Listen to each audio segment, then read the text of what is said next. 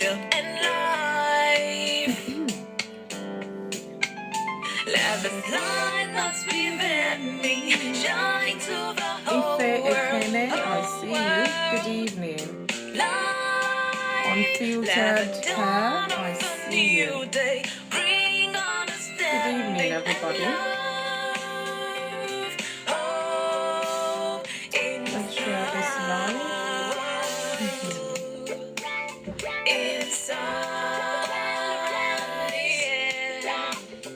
Inside.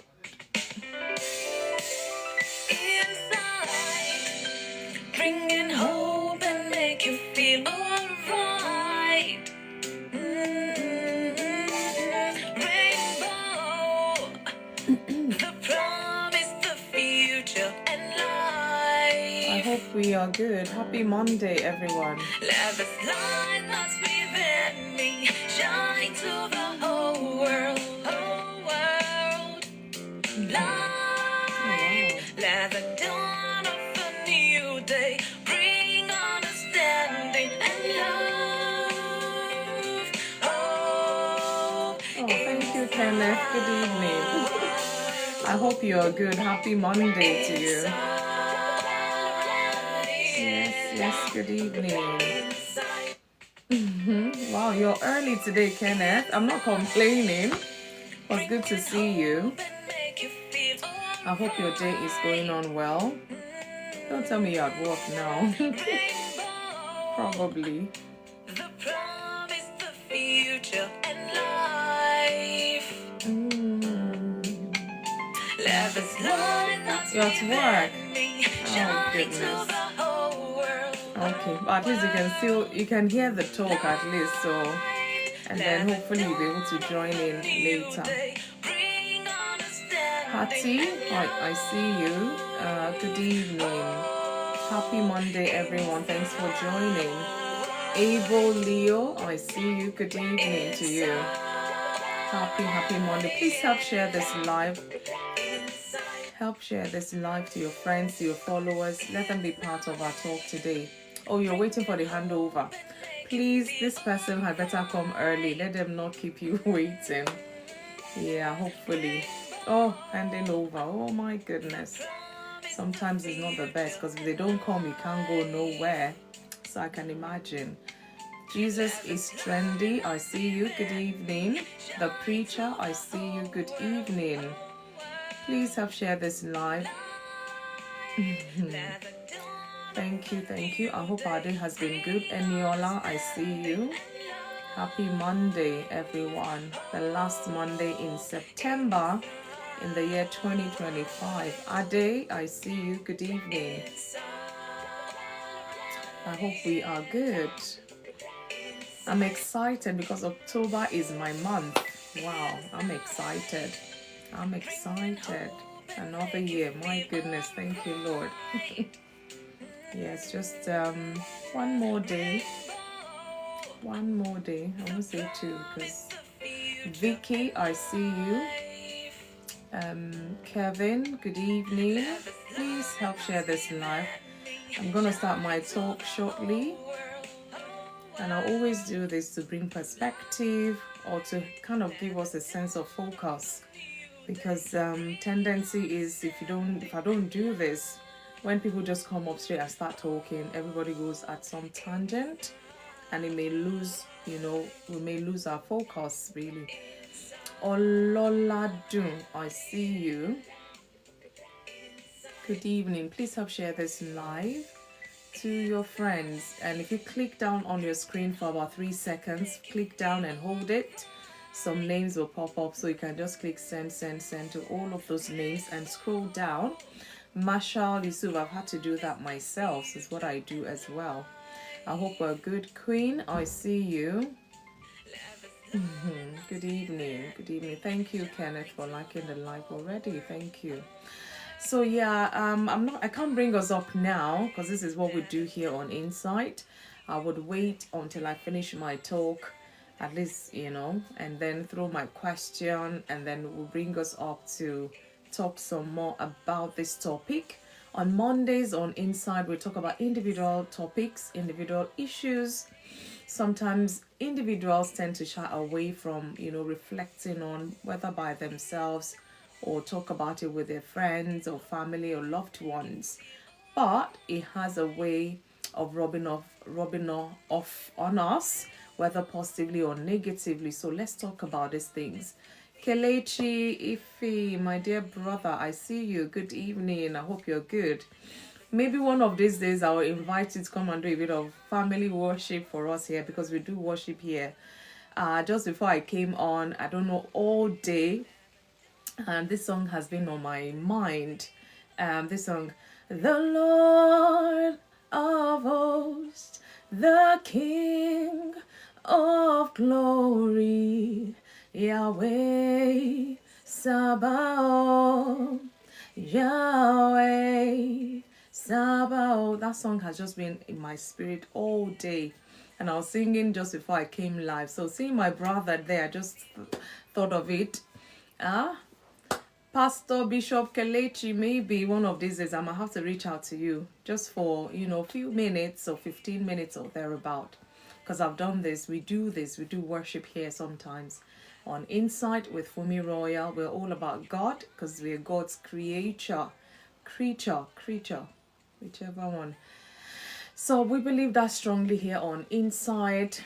Our lives, our marriages, God is the author of all of these things. Very much so we believe here on Insight. So from time to time, I always refer to my Bible. I give examples from my Bible. I give my own biblical life examples as well. I mean, as the Lord has graced me with some life experiences as well, I share, as much as possible on here, just so you know that you're not alone. When we treat all these topics, you're not alone. Today we're talking about boundaries. When we don't put boundaries in place as an individual, it can impact our lives negatively, and a lot of things can be affected in our lives. Some people, they don't have boundaries, or some people step other people's boundaries, and it creates some kind of rift between friends, family, loved ones, and a whole lot of issue can come as a result of no boundaries. So we're going to be talking today about boundaries regarding me, you as an individual. So I'm going to be breaking it down shortly. Let's see. Yeah, I think that's about time. I can go into the talk. All I plead is, as you come, you can just give a heart me, or keep tapping and invite other people. Share this live with your friends. Repost it, and keep tapping as well, because this will attract other people to be on this live. So I'm going to go into my talk. Well, it's not too long, but I don't know, examples might make it a bit longer, but just for us to have an understanding of what I'm talking about today on boundaries, because it has to do with myself, it has to do with you as an individual. Boundaries, we're going to be looking at it. And I gave a subtitle, Guarding Your Life Wisely. Petri, I see you. Kobe, I see you. Is it Olivia, I see you. Good evening. I hope you're good. Please follow your host, and I'll find you. I'll follow you right back. You can follow people on this platform. I want to believe it's safe here to do so. If you want people, that are going somewhere, that are doing exploits with their lives, please follow one another on this platform. So like I said, we're going to be looking at boundaries today, guarding your life wisely, because it's very important. In life, relationships, and personal growth, boundaries are very, very essential. Boundaries are like fences, they don't keep people away, but they define where you begin and where others end. Ayode Baba, I see you. It's been a while. Shirley Cuisine, I see you. So from an individual perspective, boundaries are about knowing your values, your limits, and your worth, and living in a way that honors them as well. And I'm going to dive straight to giving us this biblical example.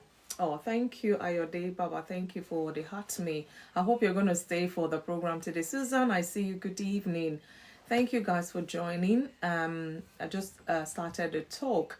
So just what I've said now, if you read Proverbs 4:23, it says that keep your heart with all diligence, for out of it springs the issues of life. Keep your heart with all diligence. Put boundaries in place because out of it springs the issues of life. And if you can't deal with it in a good boundaried setting, there will be issues. You're going to have issues. So this verse shows that guarding your inner lives is not selfish. It is very godly. So let's look at what are boundaries. What are boundaries? This is just to give us even a better understanding. And as we listen, I always say this, let us reflect about our lives. Where are we in terms of boundaries? Do we even have boundaries in place? People can come and do anyhow, any way to us. Do we do the same to other people as well? Are there sort of some boundaries that we've put in place that people know, okay, this is as far as can push stuff with FunmiRoyal, and that's just about it. Because these things, if it's not put in place, there'll be a lot of chaos in our world today. So what are boundaries? Boundaries are limits you set to protect your emotional, your physical and mental, as well as spiritual well-being. Like I said, if you don't put boundaries in place, people will treat you anyhow. Even with that, even with boundaries, some people will still treat you anyhow, how much more no boundaries? So they answer questions like, what will I allow or not allow in my life? When you're talking about boundaries, what are they? How do I want to be treated? Otherwise, that means no boundary. People will treat you anyhow. And I guess you treat people anyhow. This is not good, really.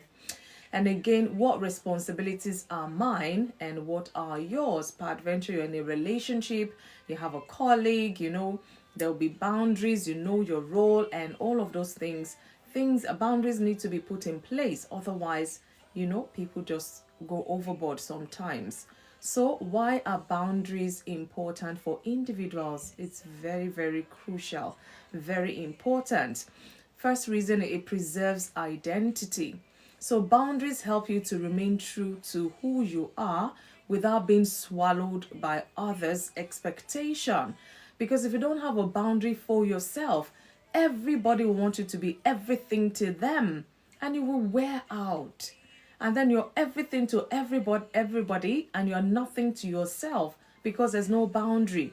Oh, come and do this, you quickly go. Come and do that, you will be there. Do this, don't do this, you're the one that is there. So it preserves your identity. When people know you for who you are, they know that you can so push the limit.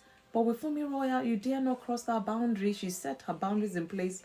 And it's not like you go about pacing, oh, this is my boundary. They would know. Because when you relate with people, they would know. Sometimes they kind of step a bit and then you tell them off, or you let them know, oh, I'm not comfortable with this or whatever it is. And they know the boundaries and they kind of have to respect that. Otherwise, there will be chaos in that relationship or in that work relationship, whatever it is. Joyce Mercy, I see you. Again, boundaries are important for individuals because it protects your energy, and I'm going to explain what I mean by that. Because without boundary limits or without limits, people can drain your emotional and mental strength. They need anything emotional, you, anything mental, you, and even you have your thing you're dealing with, and you just feel so drained.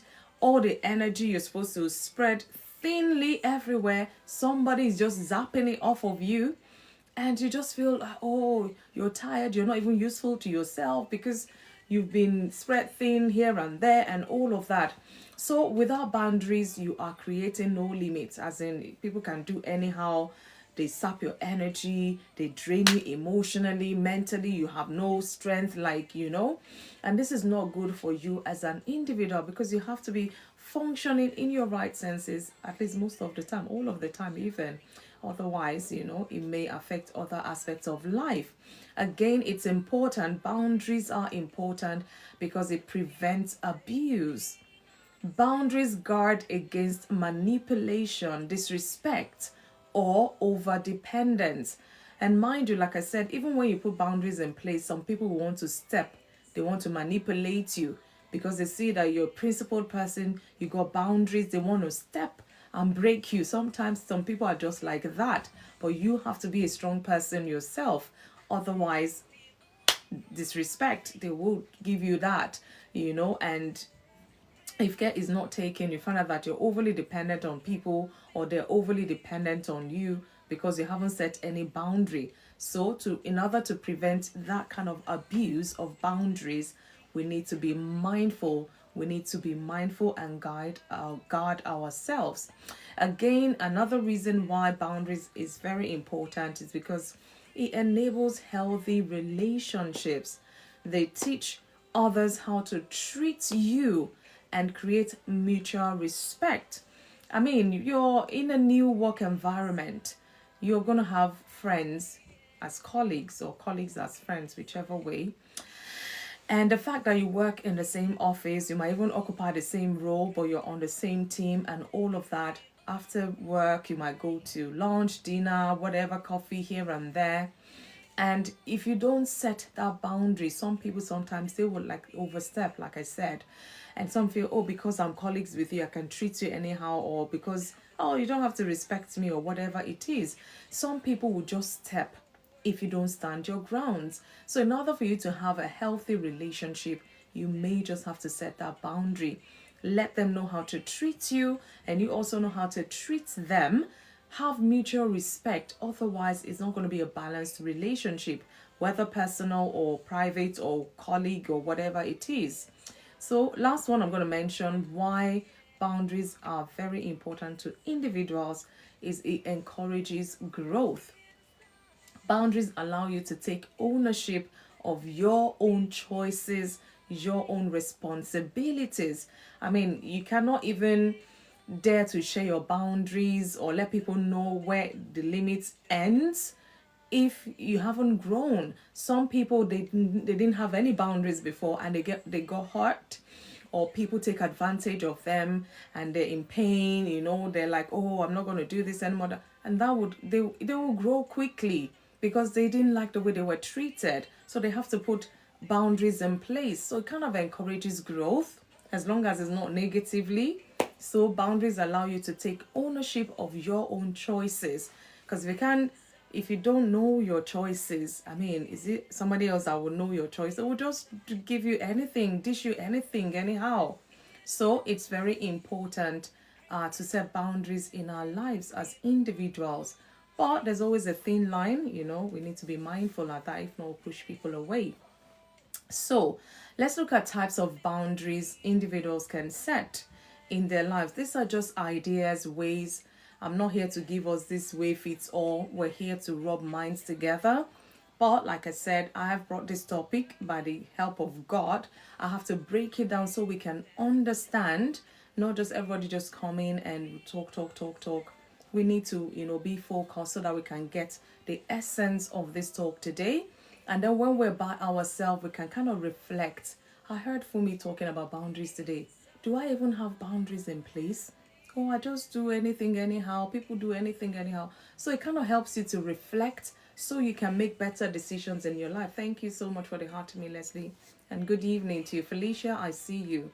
So let's look at types of boundaries. First is emotional boundaries. Protecting your feelings. Saying no when needed. Not absorbing others' emotions as your own. Some people, if I was sharing with someone not too long ago, I said, I am so sensitive sometimes to things. It sounds like a fable. Imagine me on the phone to somebody, God knows where. Good evening, Atikbenga. I see you, Elder. I'm on the phone and I'm talking with this person. Oh, it's been a while, whatever.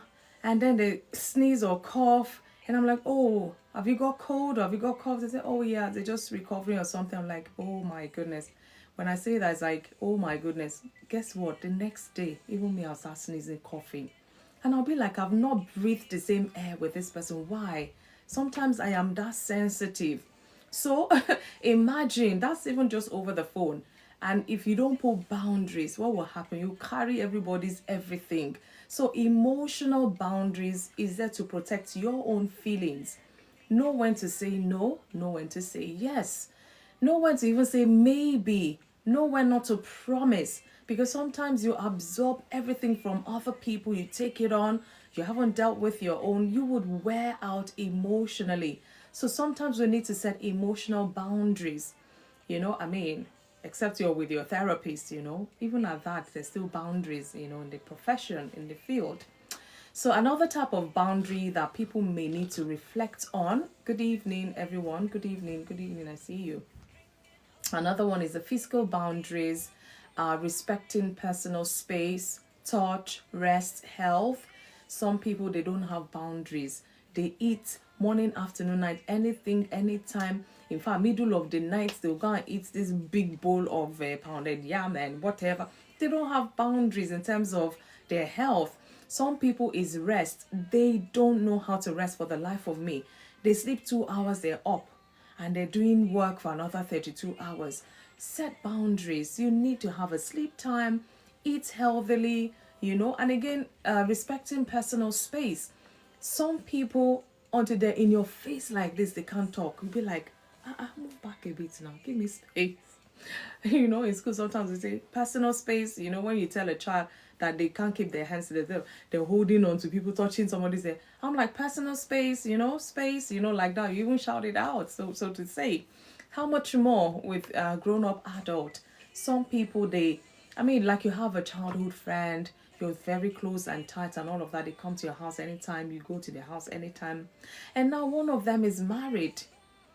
You just barge into their house, barge into their bedroom whilst your husband is there. Fine, you're not married yet, or they're still your best friend, we get it. But boundaries.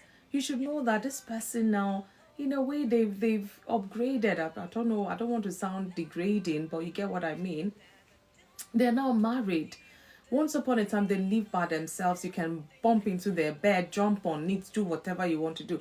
But now they're married. With their space, they need their marital space. It doesn't change the fact that you're still the wife's best friend. Nobody's disputing that. But you can't just go into their bedroom, barging everywhere, except you've been invited. So such boundaries, one is supposed to know. And sometimes you may have to spell it out to your friend like, my dear, I know, when we're single, we used to do this, but now please, I say it as polite as possible. Somebody will still get offended or upset, but you still have to say it anyways. Otherwise, they're going to start creating problem for you. Imagine your husband just came out of the shower in the room and your friend just barged in. Oh, sorry, excuse me. I mean, courtesy demands, but sometimes you really have to spell these things out for your besties so that they understand. I don't know why I've gone to that example, but you get what I mean. So, personal space, we need to respect that boundary if it's put in place. Again, another type of boundary to look at is the mental boundaries, guarding your thoughts, your opinions, your belief. And then it's one thing you guarding it. What is affecting you? What is, what's the word now? What are you putting in you in terms of your mental thinking? What do you watch? What are you thinking about? What's your opinion about whatever? Do you have boundaries when in terms of your thought? Or you just think about anything, everything, and all of that? We need to be mindful.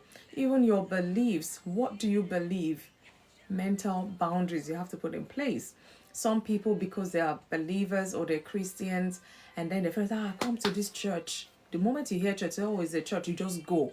And then you get there, all sort of heresies, and they're telling you how to put salt in sugar, in honey, and and all of that. And you're wondering, because you haven't set boundary in your I don't know, I'm even jumping now, in your beliefs.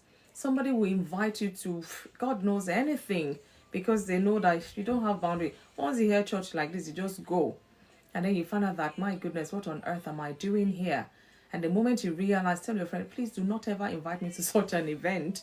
And then they know, because some people would not know. That leads me to the next one, which is spiritual boundaries. Staying rooted in God's truth, resisting compromise of your faith. Sometimes because you don't have boundaries, some people would, like I said, drag you to some meetings and you will get there, you'll be like, for the life of me, what makes you think I will be okay in such a place? Because there are churches and there are churches, people. You know what I mean. So we need to be mindful. Don't just go to every church anyhow. Some people have gone into a church and they never came back the same. So set boundaries in place.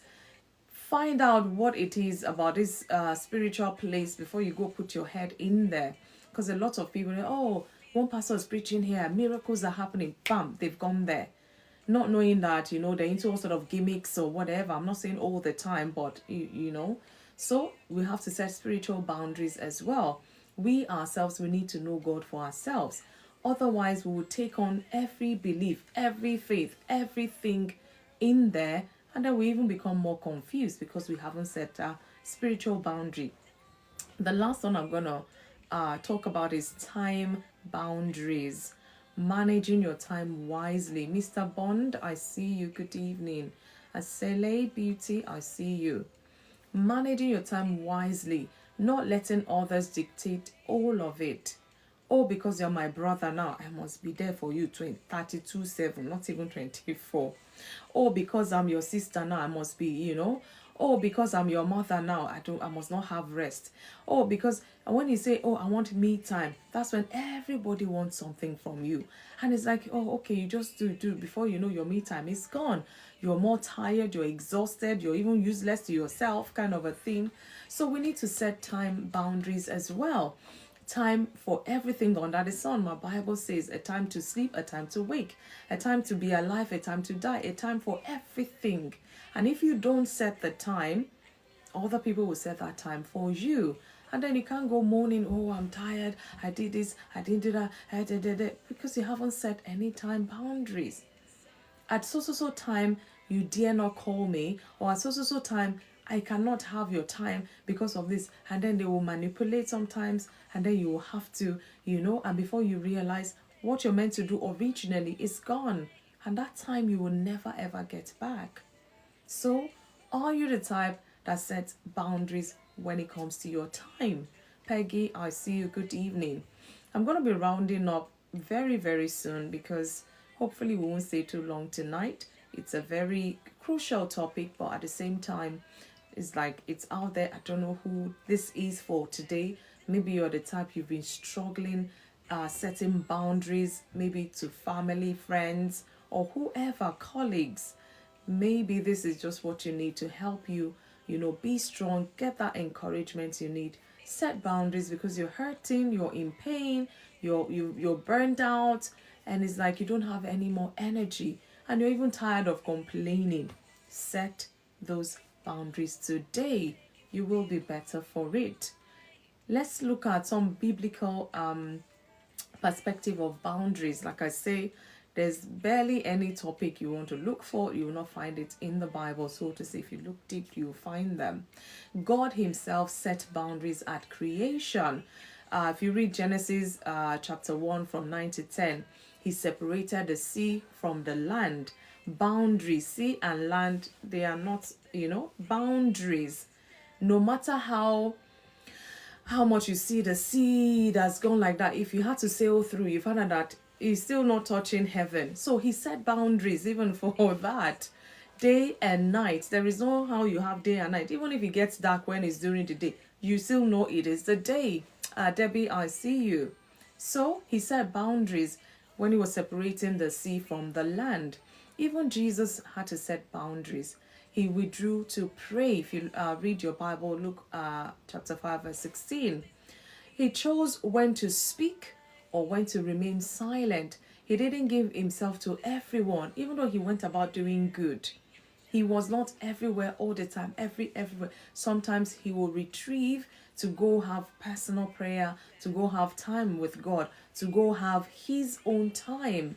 Sometimes he will retrieve just with 3 disciples, not the whole 12.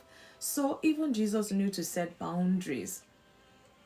Okay, another one is boundaries are not selfish. And I'm going to say this with all emphasis. Boundaries are not selfish. I mean, well, they're not meant to be, because I know sometimes they go overboard. There's always a thin line. And if we don't know how to stay on that line, we will cross to the other side. Some people set boundaries to the point that they chase people away. That's not the one we're talking about, because I'm going to tell us about the dangers of living without boundaries as well. So setting boundaries does not mean you're a selfish person. No, you're looking out for yourself. You want to enjoy every aspect of life as an individual, and you don't want one aspect to drown you before you even leave to do another aspect. Okay, they are wise stewardship of your life, of your gifts, of your calling, of your blessings. Boundaries are not selfish. I say again, boundaries are not selfish. Because if you say that, just know that you're digging a well for yourself, you're digging a deep, deep hole for yourself. You may find hard to get out of. I see you, Dobson. Good evening to you. Ask Joseph, Apostle Joseph, I see you. Good evening. So it is important. Some people go with that mind and say, hey, if I set boundary now, people will think I'm selfish. No. That's why I said there's a thin line. What kind of boundaries are you setting? Is it the one that pushes people far, far away from you? And before you realize you're a lone ranger, that is not the one we're talking about. And again, boundaries are not selfish. It's there to protect you. You've got your gifts, you've got your life, you've got your calling. You're going to share with the world, no doubt about it. But there are limits to what we give. There are limits to what we receive as well. Eliza, I see you. So we need to be mindful. So I'm going to go to the next aspect of my talk, which is dangers of living without boundaries. Self-care 14, I see you. There are dangers in it. Some people are suffering, like I said, in silence. They've complained, moaned, and groaned, but they're not doing anything about it because they're not setting boundaries. And people just use them anyhow, no regard, no limits, anything, just anything goes and all of that. And at the end of the day, it is just one you. Just this one you. Loads of people, are just chasing after and all of that. So let's look at the dangers of living without boundaries. The first is emotional exhaustion and burnout. I've said this. You will wear out. You will burn out. You will look older than your age if care is not taken. Because some people, they just take. And if you don't set that boundary, you're doing harm to yourself, not even to them. You're doing harm to them, but you're doing most harm to yourself. So you need to be mindful because there are dangers when we don't set boundaries. Again, resentment in relationships. You haven't set boundary. They're treating you anyhow. They're not respecting you and all of that. And you're just now you're being filled with resentment towards them. And they're wondering, why are you so resentful? And it's like, can you not see the way you're treating me? I'm not treating you that way, but when you don't let them know that this is a no-no, somebody treats you anyhow, say you're at a family event or some public event, and they just wash you down anyhow just because they're upset with you, and you just accept, oh, I'm sorry, you're like, excuse me, you could have just called me aside and say your mind rather than, embarrass me publicly here. You didn't do that, and you expect them to, put boundary in place. Because sometimes, like I said, to some people, you may have to spell these things out. Otherwise, they're not wise enough to think that you don't do this. Because sometimes they can't even give what they don't have. So, as a gift, Tiffy, I see you. Good evening. So, that is a danger. Resentment in relationship when you don't set boundaries. They treat you with disrespect. They do all sorts to you. Set boundaries. You don't tolerate this. You will not accept this right from the onset. Because if you're trying to build a relationship and you're not letting them know your likes or dislikes, they will dish out anything to you and you dare not complain. Or the day you're taking, the day and I say, oh, stop, don't do this. They're like, what has changed? After all, they've always treated you that way. But because you didn't set a boundary from the onset, and now it becomes a conflict. Again, another danger of living without boundaries is loss of identity, of self-worth. You don't have boundaries, like I said earlier. Somebody will say, go this way, you go there. This one will say, go this way, you go there. Which way are you? You don't even know. You just go everywhere. You don't even know who you are yourself. You don't even know, no boundaries, no value, no principle, nothing. Your self-worth, they can't even see it, let alone see you as somebody that is worthy. They will treat you anyhow. People tend to do that. It's not that they hate you or they don't love you. It's just what it is. God's favor, I see you. So be mindful that you know who you are, your values, your principles as a person, your self-worth. This is what you're going to show to the world, and they will treat you as such. Some people even show values and principles, they've been treated anyhow. How much more somebody that doesn't have all of these things? Be mindful so you don't lose your identity because you refuse to set boundaries. And then again, I'll mention two more. Dangers of living without boundaries is increased risk of manipulation, abuse, or sin. Some people, they see that this person, they barely even, they're not together as such. Anything goes. And they will manipulate you to doing things, or they abuse you subtly, and they just feel, oh, maybe they're just upset. It might not even be a relationship, it might just be as in terms of marital relationship. No, it could just be friendship or colleagueship, if I can put it that way. And they just, treat you anyhow. They have you. So sometimes I have them at the fingertips, at my fingertips. And if I say jump, they jump. If I say this, or just because somebody has taken a likeness to you, and they adore you for whatever reason, and you manipulate them just because you feel they don't have boundaries where you're concerned. It's a sort of abuse, so we need to be mindful. And the last one I'll say, dangers in living without boundaries: neglect of personal growth and God-given purpose. Because you do everything everybody's saying, you don't even know God created you for a reason. God created you for a purpose.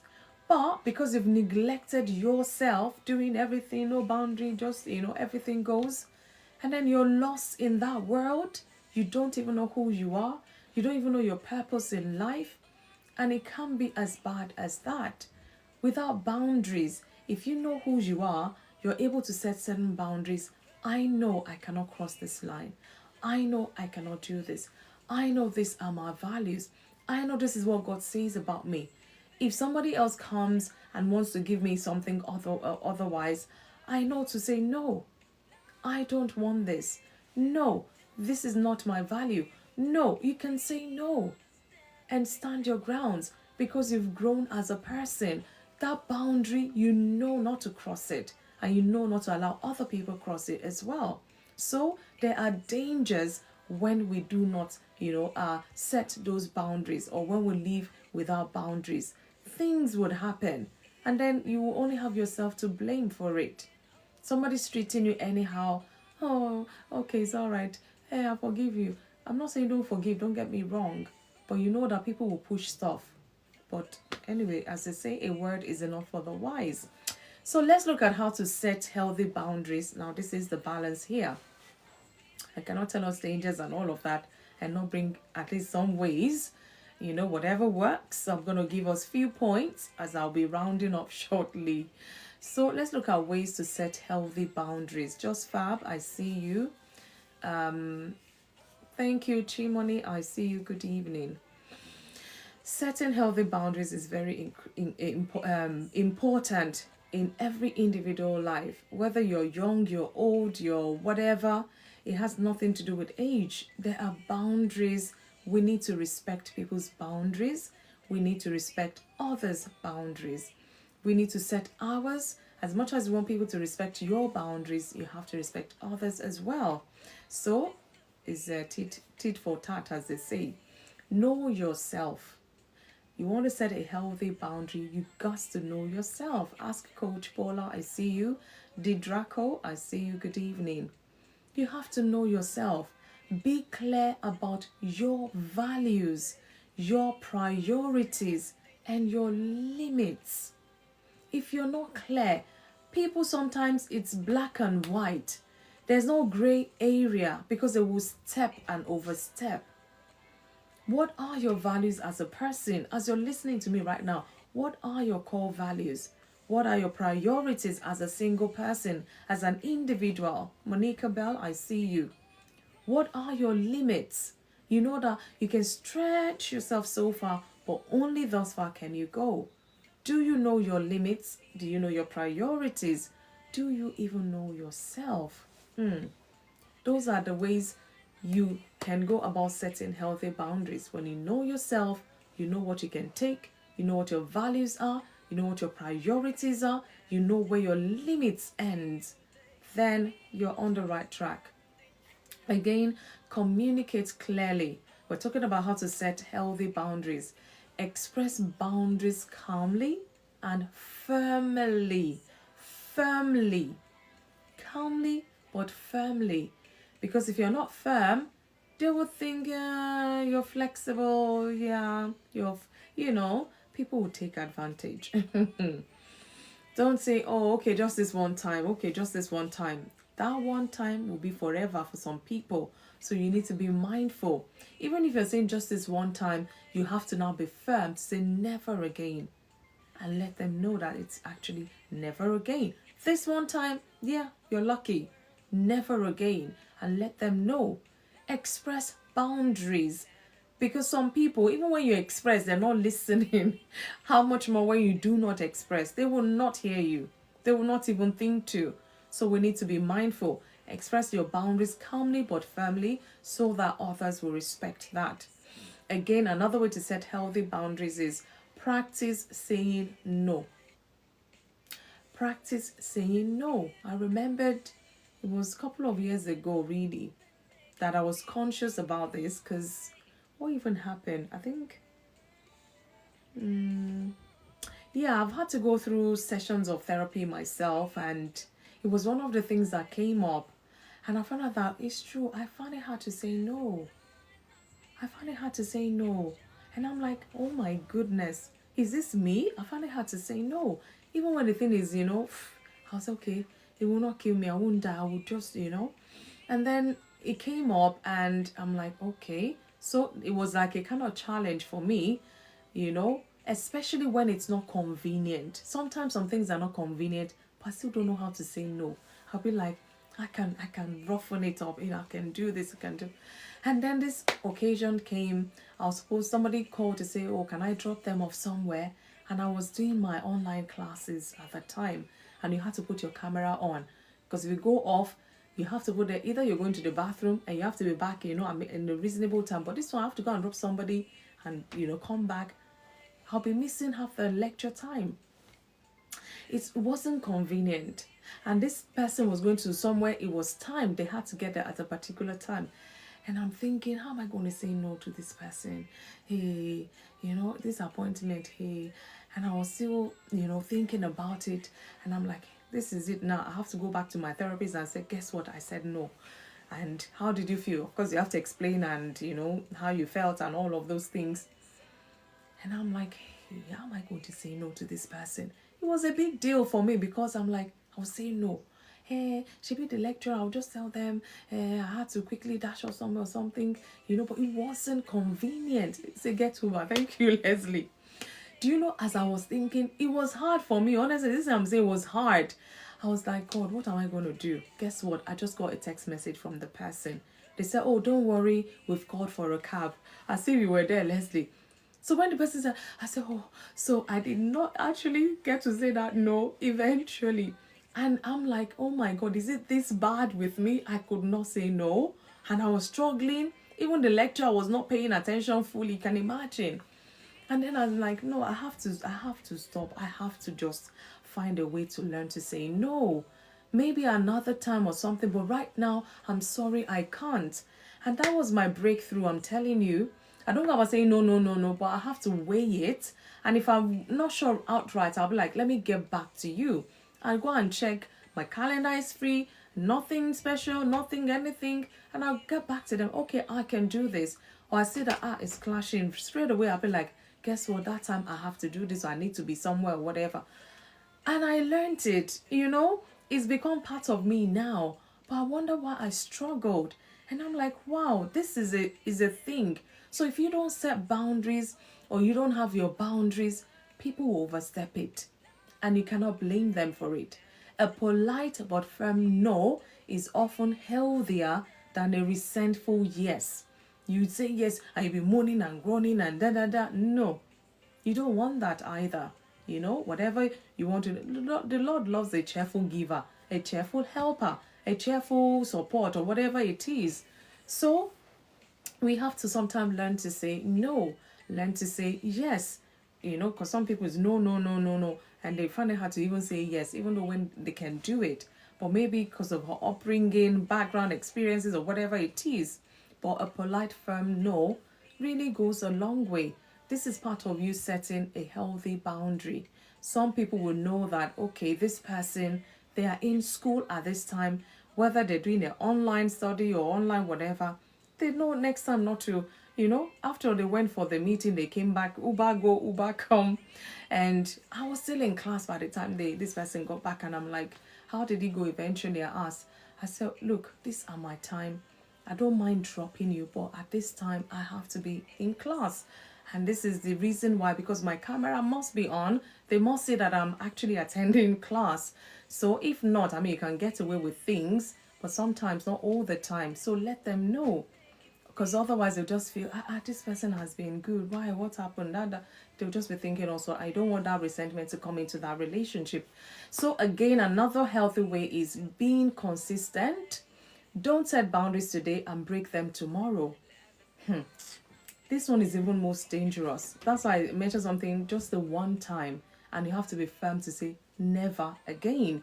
So if you're the type you set boundaries, people now they've acknowledged your boundaries, and then you can't break it again tomorrow, you'll be confusing them. They will dish you with all sorts, and you dare not complain. So you need to be consistent with your boundaries. Even if you're going to change whatever boundaries, you have to, let them know, or you have to express it as well, so that they know if it's tighter boundaries or a bit loose, boundaries or whatever, but don't come and say something today, you break it tomorrow, come tomorrow, break it. They will not take you as a serious person. They don't even know what boundaries really you're setting, because even you yourself, you don't even know what boundaries you're setting, because you keep breaking them, so to say. So be mindful that you're consistent with your boundaries. It's just like your values, your principles. Be consistent with them. Let your yes be yes. I'm going to read that portion of the Bible. In Matthew 5:37, it says, let your yes be yes. Let your no be no. For whatever is more than this is from the evil one. You're telling somebody yes, meanwhile is no. You know that it is no. That's where sometimes you would promise somebody and then not fulfill it. And then they will look at you. Now you've set that boundary for yourself that you're not a trustworthy person. You're not a person of integrity. They won't do business with you. So you need to be mindful. Let your yes be your yes. Be consistent. Rely on God's wisdom if you have to. Pray for discernment in knowing when to hold the line and when to show flexibility. Because we can't even afford to be rigid too. I get it. There's always a thin line there. I will always put that. There's always a thin line. If you cross to the right, consequences. Cross to the left, consequences. So we have to make sure we maintain staying on that line. Pam Pam, I see you. Is that Pam Pam Milosh? I'm not sure. Mariana or Mariama, I see you. Lafrid, you're welcome. So, are you the type that you say yes and everybody knows you've said yes, and then when you come back tomorrow, let's just do no, it's okay, no. And they're wondering, with that firm yes you gave, now you're saying no, which is what? You're going to confuse people. So let us get our priorities right when we're setting those boundaries, because whatever boundaries we put in place, we need to abide by it as well. So these boundaries we're talking about, people do have boundaries as well. Do you cross boundaries anyhow? That means you will not respect other people's boundaries. And in as much as you want them to respect yours, you have to show the same to them. Otherwise, there will be trouble in that relationship or in that space. There will be trouble. Let your yes be yes. Let your no be no. If for anything you're going to come across as being flexible, let them know this is it. For now, I'm being flexible. However, this is it. Let them know. And Kim Dobby, I see you.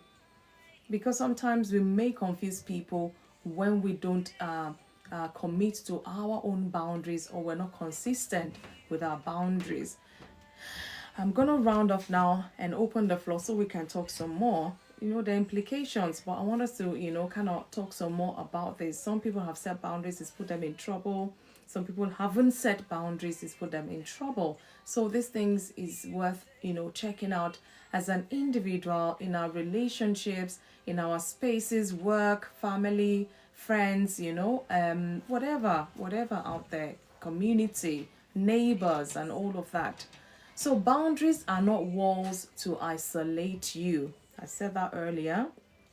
Boundaries are not selfish. Boundaries are not walls to isolate you. They are gates to protect and direct your life. Love life, I see you. So, as an individual, setting boundaries helps you love yourself, honor God, and relate to others from a place of strength and not resentment. Because everybody's respecting everybody's boundaries, life will be good. True freedom comes when you know your limits and live within them. That's what I said, it's not just you setting those boundaries for other people. You yourself have to live by them.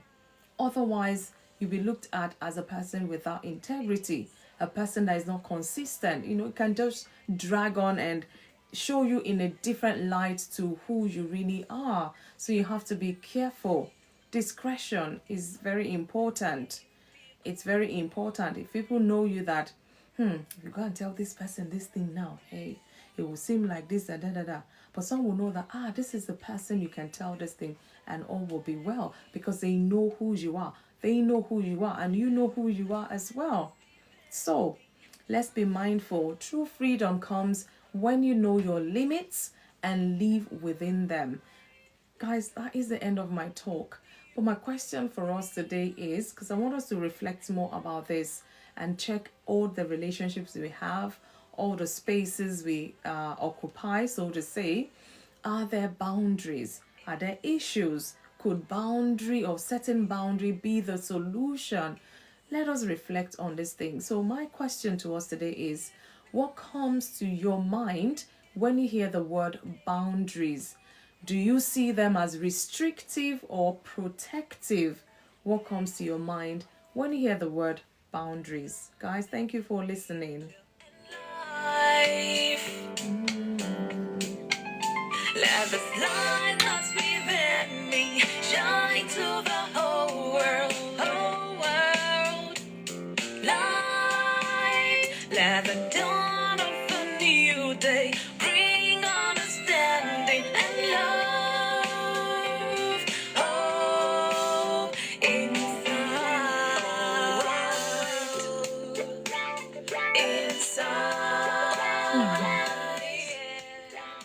Ricardo, I see you. Princess Mujuru, I see you. Good evening. I hope you guys are good.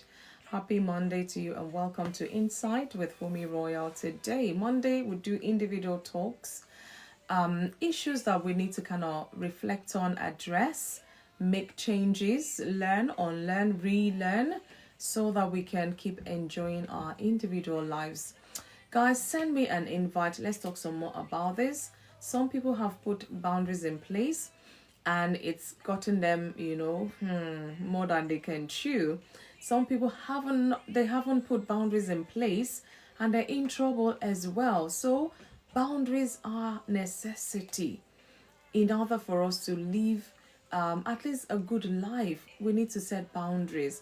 You need to know yourself. You need to know who you are as a person, your values, your priorities, like I said. Otherwise, other people will dictate this to you. And where does that leave you if you have thousands of people in your life? You nearly, you don't want to go through that. It's a bit of a hassle. So let's talk some more about this. What comes to your mind when you hear the word boundaries? Do you see them as protective or do you see them as restrictive? What is your take on this? Let's talk some more and, encourage one another in case somebody is finding it hard to set boundaries. For whatever reason, let us encourage one another. And we can share our experiences as well. Oh, trust me, it's good to set boundaries. Good evening. Good evening. Elder Adegbenga, you're first in my box today. It's a trap. It's not a trap. If it's a trap, you fell into it by choice. Really? Yes, so Why didn't other people accept it before me? it's always good when elders open the floor. We are Oh shit. sure that words of wisdom will come to us. Amen. Indeed. I hope you're good.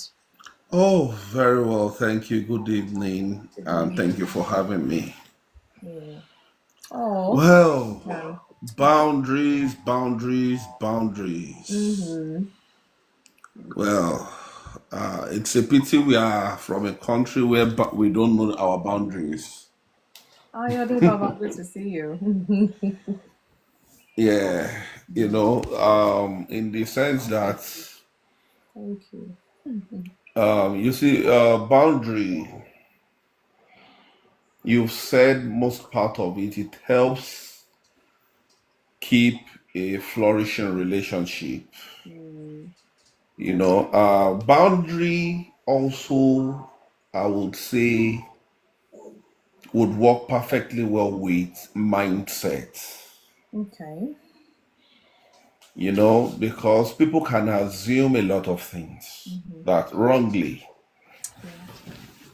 But when we have the right mindset, you understand, boundary helps us to achieve a lot of things, a lot of goal. Yeah. Setting boundaries means you love people. Just like you rightly said that you don't want to lose your relationship with people, you don't know how to say no. I Mm, think that technically applies to you. If you remember sometime with ago when we were discussing about finance. okay. Yeah, me, I would rather surrender the finance in the marriage than to be at the forefront of it because I know I You're can pay the sounding guy. far away, Elder. Oh, really? Yeah, you're far away from your device. Trust me, I'm using a Bluetooth connector. So maybe Mm. Maybe you've moved a bit away from your gadget or your device. it's on me, it's on my head. Oh. I don't know what could be wrong, but can you hear me? We can hear you, but you're just sounding like you're far away. Okay. Um, He's in the kitchen, he's cooking. All okay. these men in my platform here, they're always cooking. No? Aren't your wives lucky? You have expo. All the chefs in the world are on my TikTok live. Mhm. Just pardon me for this few minutes. Okay. Oh. And voila.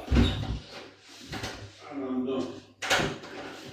So, how is the audio now? Okay, it's a lot. You're back now. It's like you went away and you came back now. Mm. Relationship, Mm. even in marital relationship, Mm. it is good for couples to have a goal to discuss boundaries. Mm. So you don't overstep your bound. You don't. Oh. Some people will take you up on that. Oh, what boundaries should husband and wife be setting for themselves? Hey, okay. It goes deep. It depends on the level of I get relationship. you. I get you, but I'm just saying. Yeah, you are right. Also, I'm not ruling what you have said out, Mm. but marriage is all about a lot of compromises. Mm. But today we're So, focusing on individuals as a person, not necessarily marriage, because we will talk marriage on Thursday. Because I don't want us to okay. So drift into for that. the boundaries, Yeah. yeah, in a workplace, some colleagues, Mm. yeah, would bump into your space. What's wrong with you? How are you doing this, this, this, this, After this, your this? team members. Exactly. So, but there are some people that are naturally pleasant. Mm. They have no worries. They have no bias mind, and there are some. Trust me, you don't want to have a daily with them the following day because you need to set your boundaries straight. Now, I've had a friend whom Andy, I see you. who taught me how to say no. because he almost got me he got me in a serious issue. Only God was able to redeem me out of that situation. Wow. Yeah, because it was a Friday. A client met me on the way home who I was expecting payment from Oh, back home in Nigeria, okay. and the client came in with cash. Oh, And I was like, who does this? Okay, and like 300K then was a very big no, money that's to carry around in cash, And I called my friend that drives to meet her at her office so that she can drive me home. Then her husband joined us. Oh, okay, good. So on the way home, the husband just popped a question. Can he be able to borrow 50K from me till next week? That he forgot the husband is a banker working in one of the HQ of the banks in Nigeria. Me that I already have cash with me and I was looking out to also move it to my own account. I was like, okay, no problem. Now, on branding the money, seeing the volume of money with me, he does not mind if he can get more than that said about 50K. wow. And me even feeling lazy to go, because waiting till Monday To go to the bank. to go to the bank, I was like, oh, okay. And that money was meant to fulfill a transaction for someone. If that man would pay back that money, maybe tomorrow morning or this night. Wow. This man got me in a very serious mess that I was running helter-skelter before God permit leniency from the client, because I could not even raise that money to meet up the assignment. I could not even do anything. The client is someone I've known for many years and has given me even money more than that, running into millions, that he will not come back to ask for the money or for what he asked me to do until maybe 10 months, at times a year. Now, the client now saying that even after threatening me with police, doing all manner of things, he just called me. What is the problem? What happened? Because it is obvious he did not eat this money. Then I explained to him. He said, that is human being for me. Ever since then, if anybody comes to me, if it is not what I can give, I said that boundary. As in you won't expect it back. Trust me. If it is not what I can give, I don't borrow. It takes me to the book of Romans 8, where God said, oh, no man, nothing but except to love. So, okay, if you come to me, if you are requesting for 10, if I can do 2, I'll say that 2 is dash, is give to. Please, just that's what I can, that's the best I can. I might not say total no. Yeah. But the 2 I will tell you, and some people are very good in making you committed to them, while they are not willing to commit the same to you. To you, yeah. That's So where that's another comes in. Thank you, Shem. Yeah, so that's another angle. So dealing with people, okay, I will speak of someone we were colleagues, and we interchange shifts. So, and he tends to always be on the run than me. And you need to also look at the fact that this thing might affect your work. Yeah. So I now pushed it to him. Set this thing at this rate that it will not hinder the work, neither will it hinder the relationship. So that really helps us to put a definition, clear definition. to that. Mm-hmm. Yeah. So I would encourage. Is there any question? Yeah, well, the question, I think in the way you've answered it, what comes to your mind when you hear boundaries? Do you see them as restrictive or protective? But I see it as both. Okay. Both it restricts. I see. First of all restricts people from taking advantage of you, Okay. and secondly, it helps to foster relationship. As well. So that is that about that. Any other one? That's our question for today, apart from what you've shared. Okay, It's just a okay. one question. But you All can right. hang about for the tongue twister later. Okay, no worries. Yes, all right. Thank you so much for your contribution. Thank you. Yeah, it's restrictive and protective, he said, because I was asking, is it restrictive or protective? So we can see from Elder Adegbenga's perspective, is the two for him. Ayode Baba, good evening. It's good to see you. Somebody decided to open their camera today, so it's not just me here. Good evening. I hope you are good. Good to see you when your camera are open. You're muted.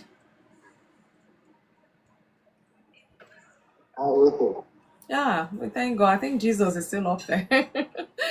We thank God. You okay yourself? That's good. Yeah.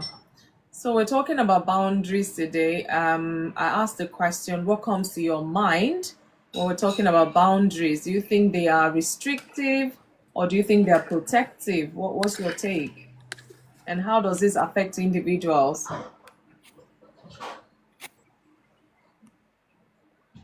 Can you hear me? No. Can you hear me? What did you say? I said, can you hear me? My network is poor. I guess it's because it's raining, so that is why I muted my mic.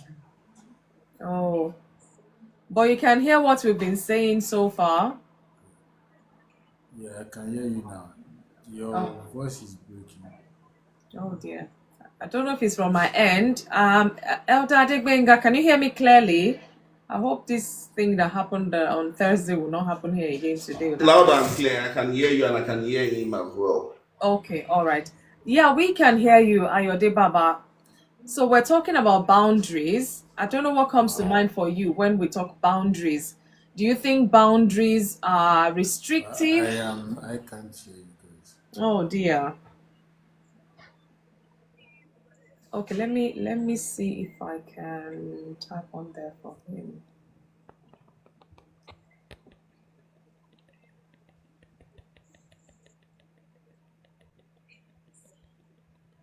I know You this. guys can hear me, but I can't hear you guys. Okay, I'm gonna type something. Oh, we can't even hear.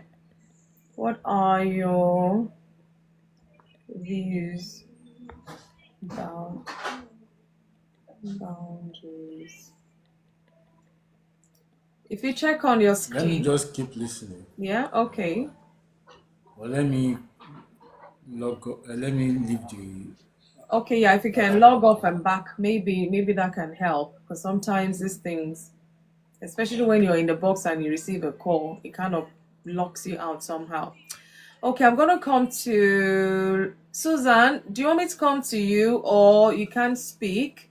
So that if you can speak, let's give you the time now, please. And Susan. good evening, everybody. Good They evening. should be talking. Let me just take handover. Okay, all right. All right. Is Kenneth handing over to you, Susan? I mean, you're taking over from Kenneth because the people, hey, he too is waiting for the handover person or waiting for somebody to take over from him. But all the same, just a coincidence, I guess. Let me come to, I don't know who is available to speak so that I don't keep going this round circle. Okay.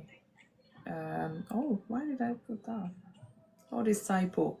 Okay, Leslie, can you speak? Are you busy? Are you able to speak?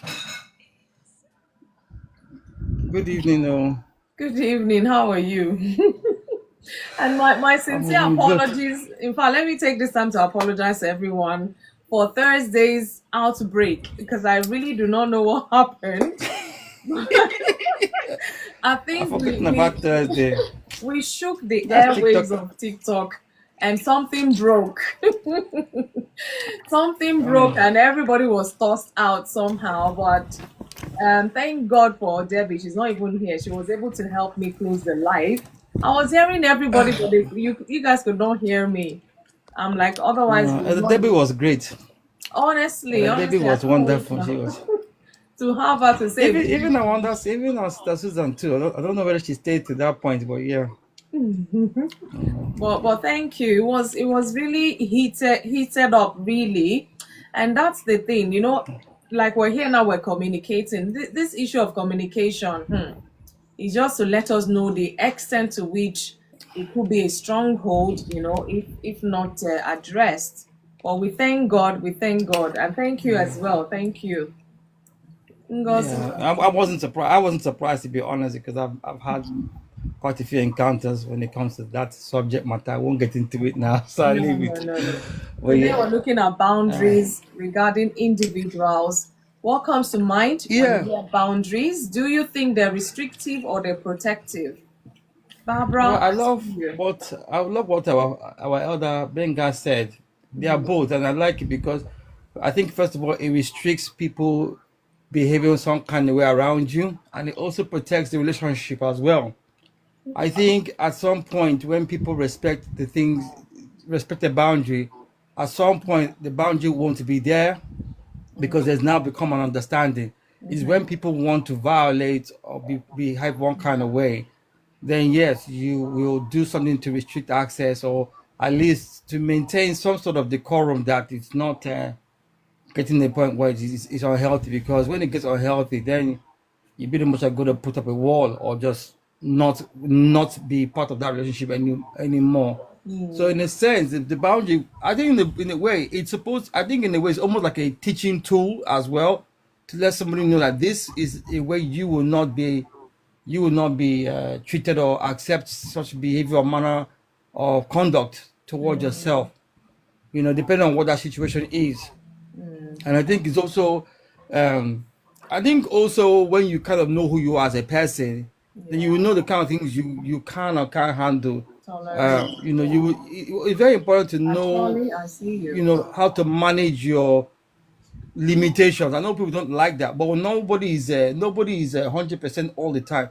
You need to know what you can and can't handle. You need to know even the times of how you do certain things. You need to know your what you can how you can regulate yourself in a way that okay, this is the limit I can go about certain things and be okay with it. And don't feel any kind of way.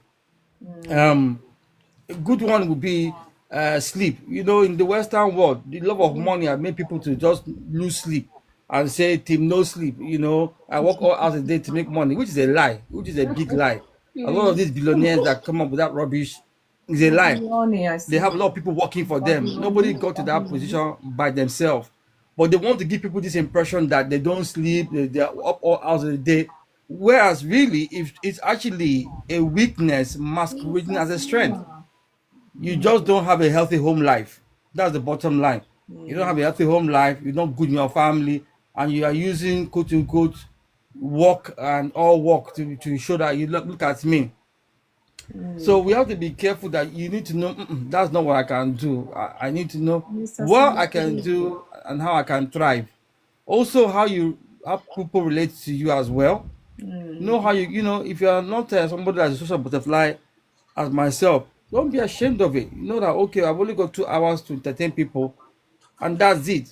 That's the fast as far as I can go, and make your move. Or but it's good to know what you can and can't handle. I think that's the bottom line. It's good because if you know that, Nepotism. then you know what and how you're going to deal with people. If you don't know that, you're not going to like even for me in my business works around my family. That's the way I run my business. Yes, there are certain days where it's more busy than others, but it will not be done to the point where I am not spending time with my family day in, day out. It just won't. I've set in such a way that you're not going to take me away from my family. Just that's not going to happen. There's no amount of money you're going to tell me that I can't make, that tomorrow can't wait. So I've set things up in such a way that I walk around my family, and I'm setting up in a way that there are certain hours of the day, work hours, that I can't give.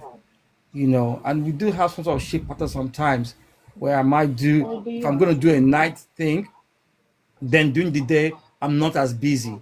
I have time to do certain things with the children, with the wife and everything. And then if I have to do certain things that will take us to the night, fine. But it is not going to be that things are done to the detriment of my household. I don't believe in that. That has been something that I have come into. Now, in the early days when I was starting out, that wasn't my principle. But later on, I began to find out, no, you can still do everything, and you can do just work smarter about it. Yep. And if you can't, go and hire somebody that can do those things as well. Don't try and do everything. It's not even a smart way of working, to be honest. No. But it's good to know your boundaries. It's good to know what you can't handle and what you can't handle. And I think also it's very important that if you feel that maybe a certain relationship Oh, Debbie. is not working out, I think it's very healthy to take time out to reevaluate. And if you can't, nowadays, it's sometimes when you share certain things with certain people, they will take it as an offense or they become defensive. Some people you need to read them to know that can this one handle correction and they won't be offended. And if they can't, then maybe you need to just give it some time, and just know how to handle situation in a way that, okay, I'm not going to go and visit them, or I'm not going to attend certain things with them at this point in time until maybe they recognize or get to see it themselves. Because sometimes you can communicate with them and it now become a point of offense. I've seen that as well. Yeah. So I've just learned that let to give people time, and at some point they will possibly get it that they're not spending much time with you. They are backing off, and if they really want to know, and I've come to find a way how to do it, I'll tell them, look, do you really want to know? Because I don't want to come and say that you'll be offended. So if not, we can just be okay doing things as we are doing it. And it's just important. I think at the end of the day, you know what your mind can handle. I love what you said, that God is not looking for people who are resentfully doing something. No. He doesn't want like a cheerful giver. That means you want to do it. And if the day you don't feel like doing it, you're not under any compulsion. Exactly. Even in our Christian faith, you're not under any compulsion to do what you don't want to do. You're not under any compulsion. And I think it's very, very important to get to that point where you know that I can't do this. I can't do this. The one I can do, I'll do. It's very, very important. And it's good to learn the gift of saying no. From time to time. Because we do say yes a lot. It's good to learn the gift of saying no. It's very, very good. It's very appropriate to learn to say, no, I can't handle it. I've been in some ministries where my wife is number one person in saying no. And the pastor was offended. And my wife was like, I don't care if he's offended. Is he God? If I can say no to God and God is not offended, why is he bothered? It means that he wants me to doesn't care about me as a person. She has learned because there's some judge she was working for where her boss just ran her ragged, and she said after that, no, I set my limits, and if the people have a problem, go to HR. But it's very, very important to know when to say no and how to say it as well, and be effective in communicating it, for your own mental health, so you can be effective in when you are doing the yes as well. So I think in summary, I would say it's good to have boundaries. I feel that when people respect your boundaries, the relationships gets better. Yeah, and I have seen that where people do respect your boundaries, you come to an understanding, and the relationship actually gets much better. It actually gets much better and improve, and they will understand why. And once understanding is in place, it's much easier. I think the problem is that people don't want to understand. They just want to insist on their own way. at your own expense, that's when it becomes Sometimes unfair. they manipulate you, you know. Yes, and it's wrong. I've seen it where somebody even set a boundary, the person was offended, and then the person now say, "Hey, I'm not the same person I was 3, 4 years ago," and the person was like, "And that's how we see." I was like, "Well, They say this one is proud now. if Oh, if I pride. can't if you think that this person can't grow up, then I'm sorry for you." So I've seen it where the person actually set the boundary, and the people were still like insisting that this is how they want this person to do certain things. But I was very happy that my friend was like, "No, they're going to learn." Like they're going to learn, you know. And yeah, I think sometimes, but I feel that when people do respect balance, and it does happen, the relationship gets better. Yeah. It does get better, you know. So I think that I would just say that even with God, the Old Testament, the laws was almost like a boundary. But the people that began to know God, you will see that the Lord no longer become an issue with God and them. It is when the people don't want to know God that God bring the law to them because they don't want to know.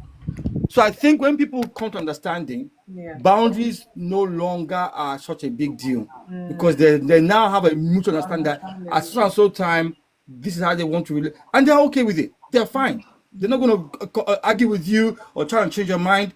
Those are the people that, yes, they are worthy of relationship, and you can make exceptions for such people from time to time.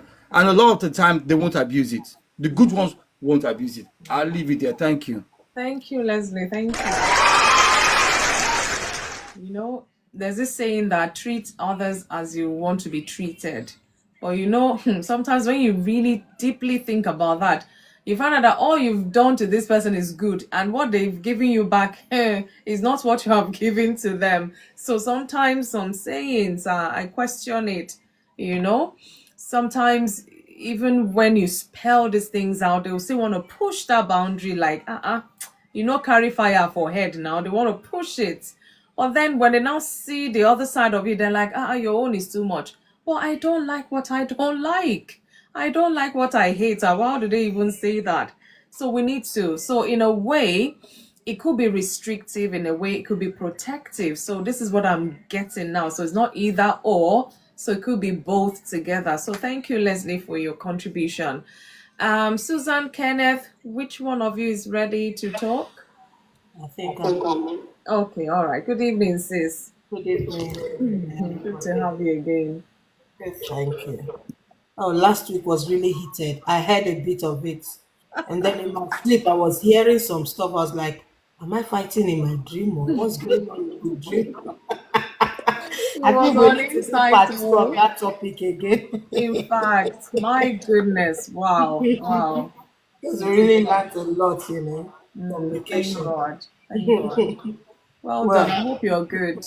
I'm good, thank you. I'm good. Boundaries. To me, I feel boundaries are both restrictive and protective Okay. because, one, some people or some of us don't know how to say no.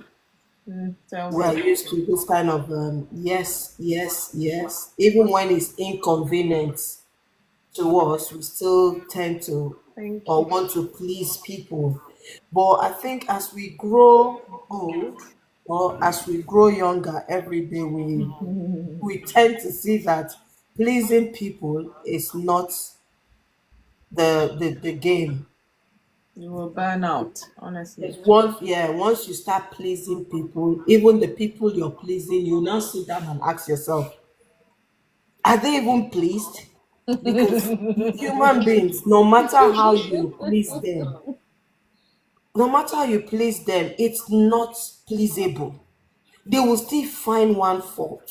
Thank you. So why not just do the things that you You. feel it's convenient to you? Make yourself happy.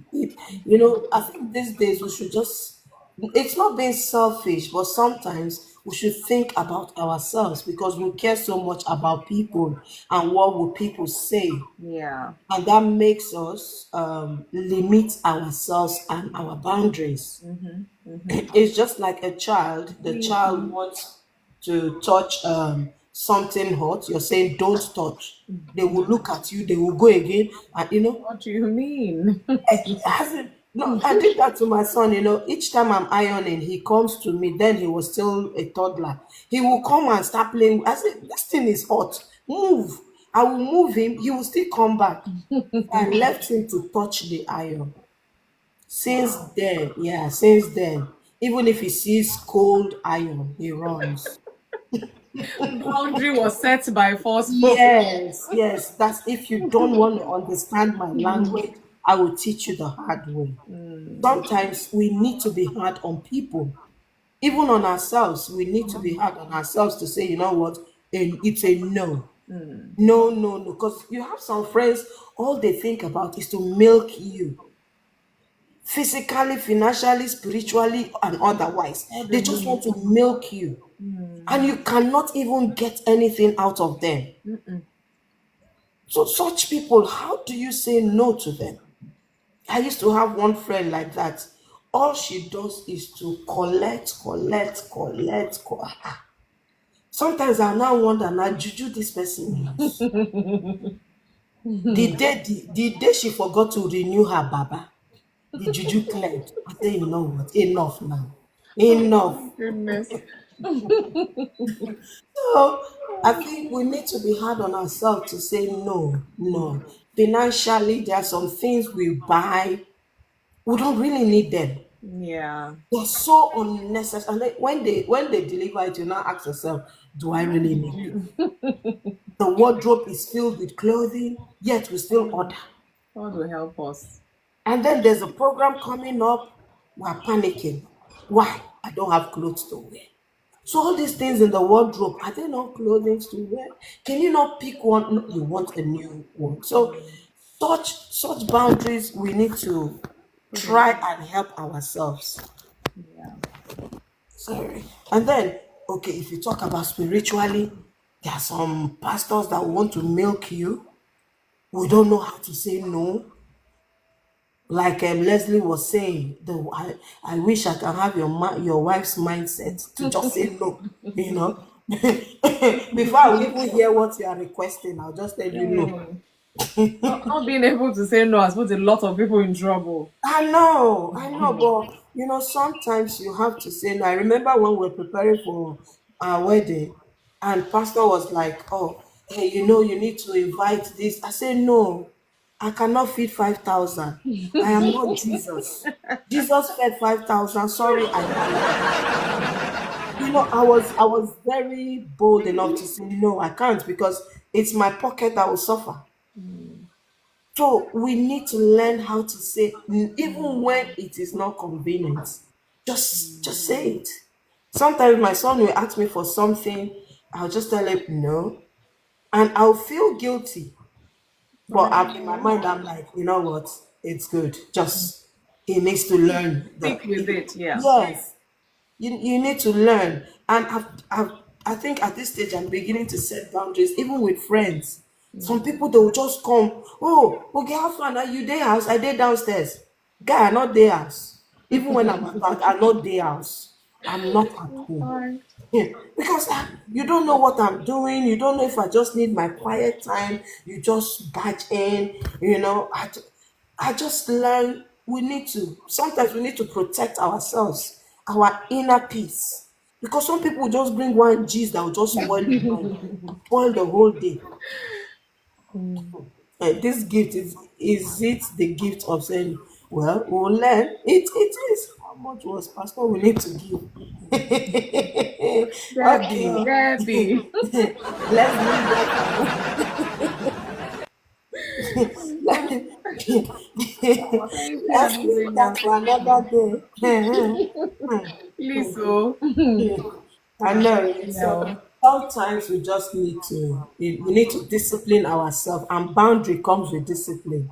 If you're not disciplined, you won't be able to say no. Sometimes no hurts, but you need to look for plaster and plaster that place that hurts to say, you know what, I stand by it.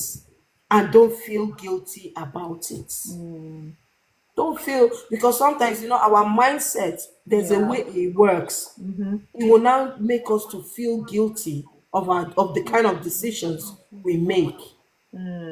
I remember one time, you know the lady Anne Marie, you know when she used to come to church and you wanted to be, she was kind of close to you. And I said, you know what? You don't come to my church and become the Lord. Eh, slow down, slow down. And the day I gave her boundaries, I found peace. Oh. I found peace because she's my brother's baby mother. But some decisions I made Thank you. really has really straightened a lot of things. Fine, you don't want. I told her don't come to my house again because of your negative vibes. Don't come to my house. And she said because she cannot come to my house, her daughter cannot come to my house. I said no problem. It doesn't stop your daughter from being my niece. No problem. Since April, it was just 2 weeks ago that I saw the daughter since April. Even when I see them on the street, I just pass. I don't give a hoot. I try to hold myself and say, you know what, I will stand by it. Just to gain that respect and that boundary. Sometimes we will hurt our siblings, our friends, our close ones, but it is worth it in a long run. People might think, oh, it is. Some people will say, oh, she don't be proud. It's not pride. It's not pride because if it's pride, I'm sure all the hair on Lion's body would have fallen off. The guy knows he's not the strongest, so but that pride in him that makes him the king of the jungle keeps him going. Elephant is bigger than the lion, but you see the lion, he knows his worth. We need to know our worth and set that boundaries. It will help us. And even with the children that we are trying to bring up today, for tomorrow, we need to teach them how to set boundaries. Yeah. Don't eat at this time, no TV, no computer, no this till weekend. Yeah. You set the boundaries, and sometimes when there are some things my son's friends will say, he will just look at them and say, you are lucky. It's not my mom that gave birth to you. She would have given you Nigerian backhand. So he understands that Nigerian backhand. Because you don't come and be no foul language. No, no, no, no. I don't set boundary. You're watching something and they use all those. I turn that thing off quickly from the switch. Go and sleep. So sometimes it is protective, it is restrictive, but it is a good thing. I rest my case. Thank you, Susan. I mean, the way she was just reeling in the examples is just to let you know, if you don't set these boundaries, there will be more harm than good being done. Some people, even when you set boundaries, they will push it. Like I said, they will want to push you, break you. It's only you or what. Some people don't know what is going on in their head. So best set boundaries, let everybody know their place so that peace can reign. So thank you, Susan, for your submission. Kenneth, can you speak or I go to somebody else? Because I'm mindful you're working or you might be at work. Kenneth, are you there? Yes, yeah, to speak. Good evening, Good everybody. evening. It's good to hear you, sir. Wonderful. Yeah, it's a wonderful topic. You talk about boundary. It's good to set boundary. Very, very necessary. Because if not, if you think you are Esha that you're going to die, so we don't want to die. For us not to die, we're going to set boundaries to families. We're going to set boundaries in our place of work. Everything is important when you set boundary, because if you don't set boundary, they're going to use you and they're going to take you for granted. That is why it's very, very important to set boundary. I'll give you a story. There was a time when I get married, everybody can access me and my wife. So it come to a stage that they feel that my wife is the lesser one to use to get whatever they want to get. So they will use her to get whatever they want to get. But the moment we understand that these people are taking us for granted, and we set boundary to it, that put an end. You understand? And whatever name that they wanted to call you, let them call you wicked, anything, let them call you. But it's very good and necessary to set boundary in life. I said it because with experience and with what I've been through, to the extent I have to break my SIM card for almost 2 years not to hear from anybody. That is to tell you that this thing called boundary is very, very important. Wow. If you don't do it, at the end of the day, the people that you are doing it for, do you think that maybe when you are in Ghana, they're going to rescue you or they're going to lift you up? Nobody is coming to lift you up. So it's better you set boundary early age, early in everything, even in your marriage.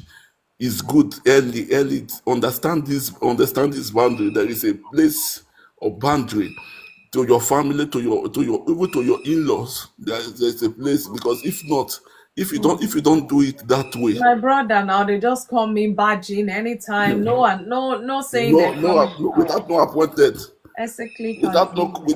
without no calling, without no informing you that they are coming. So it's very, very necessary to set boundary to our family, to our in-laws, to our nephew, cousin, name them.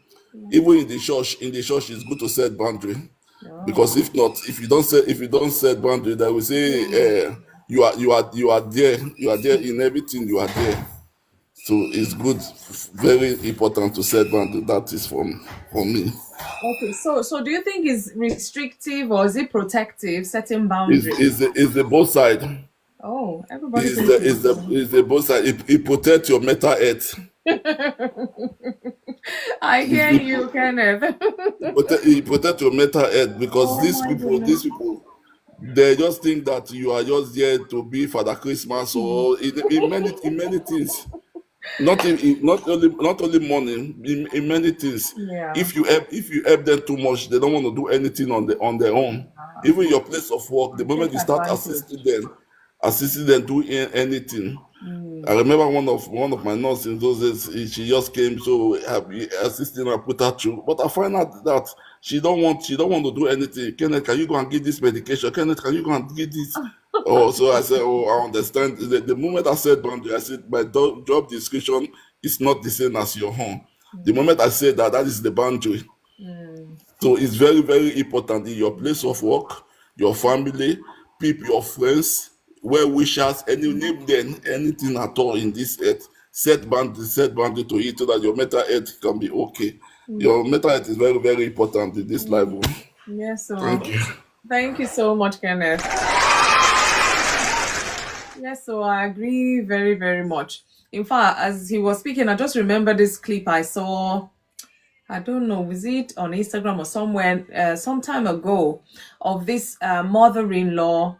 She came unannounced to the newlyweds home, and this girl, the daughter-in-law, was being nice like mama and all of that. And the moment the husband left for work, this mama from nowhere just slapped this girl. Was it me you were greeting like that, that, that? She was shocked, like, mama slapped me. What? This woman has always been nice. And then she didn't say anything. Even when the husband came back, she didn't say anything. And then she's cooked her food. The woman will complain. And then another second time again, another slap. This girl felt, hey, if I continue to take this slap, this woman will kill me before my husband will enjoy me, so to say. And then when the husband came back, as after the second slap, she told the husband that, please help me beg mama. I don't know what I've done to her. I gave her the food she said. I went out, cooked and all of that. But she slapped me. And it's not the first time. This is the second time. And the husband was like, mama slapped you. And I don't think so. And then the silly, well, let me not say silly man, went down to say, mama, my wife said this. Why? In fact, she now raised her hand to slap the third time. You are reporting me to my son. The husband now held the hand of mama, say, mama, imagine this girl is your daughter, and then she's gone out, and then somebody's is treating her. And the guy, thank God he came to his sense anyway. He defended her and said, never, mama, please go and pack your stuff. I'm taking you back to where you take transport to go back home. Newlyweds though, say, I just married my wife. You've slapped her 3 times. It's not even 3 months. So if the guy just say, you two, give mama what you want, that boundary is broken probably for life. This mama will never stop slapping this girl. And guess what? When she can't take it anymore, she will say she's leaving. And everybody will think she's the bad person. So when we don't set boundaries, abuse is inevitable. People will abuse things. I was just saying before that even when you set that boundary, people still abuse. How much more? No boundaries. You can imagine what people will do. So let's be mindful. A word is enough for the wise. Once again, thank you, Kenneth, for sharing. I'm gonna come to Sheung and then Shirley. Sheung, good evening. It's good to see you, my dear brother. Good evening, all. How are you? I'm fine. We missed you in the last week over. I wanted to thank God we're not here on Thursday, but then you might have added to the heat. It was heated that the airwaves blew off on Wow, I missed Thursday. out on that one. In fact, my goodness, I'm still recovering, to be honest with you. Maybe you do a part two. I don't know if that is guaranteed because it just happened naturally. Oh my goodness. No, we blew TikTok. We blew TikTok. Wow. And before you talk, Debbie, thank you so much. Because even after I came back, I was hearing you a lot, but you were not hearing me. And you did an amazing job. I was hearing you were saying, well, on behalf of the host and all of us, we say thank you. Thank you for joining us. Thank you for contributing. I'm like, you people, can you not hear me? I said, well, something blew, but it is well. At least we're back today. So thank you so much, Debbie. I really appreciate that. It means a lot, honestly. Thank you. So let's hear from you. We're talking about boundaries based on individual perspective and relating to individuals as well. We're not talking marriage today, but I mean, we can go there in and out because relationship and all of that are boundaries. So the question, Sheung, is what comes to mind when you hear the word boundaries? And do you see them as restrictive or protective? I see them as both. Okay, They both serve different. They serve as a source of protection, and they serve as restrictive as well. restricting people. Okay. If you don't have boundaries, people will know how to relate to you, and it might be detrimental to you. So you have to let people know that, this is how I want to be approached or interacted with. For example, off the top of my head, there was a time somebody sent me some of these gross, violent videos on WhatsApp, and I had to call the person immediately. I was like, dude, sorry. No offense. I know you don't know, but please, anything that is going to be upsetting, anything that is going to change my mood, please do not send it to me.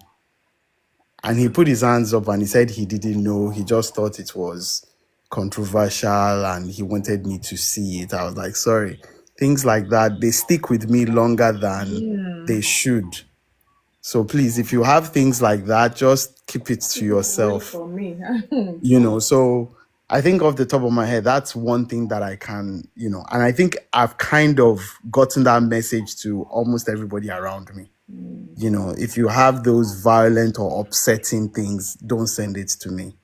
Do you know, We can talk. sorry to cut you, Sheung. I don't know if you received this as well. This one is even good and bad at the same time.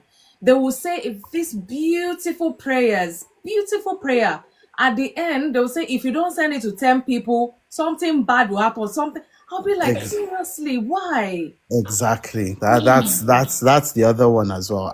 Most of the time I don't. Initially I used to, but after a while I just don't send those things. And I think people eventually pick up on it. It's the same thing when I was working as an HR manager in Nigeria, and I had to train the staff not to call me on weekends because I just found out that people were calling me for things that could wait till Monday. So I think it's very, very important that you have boundaries. It's just a way of letting people know how to interact with you and how to approach you. For me, some topics are just off the table. I don't want to discuss it.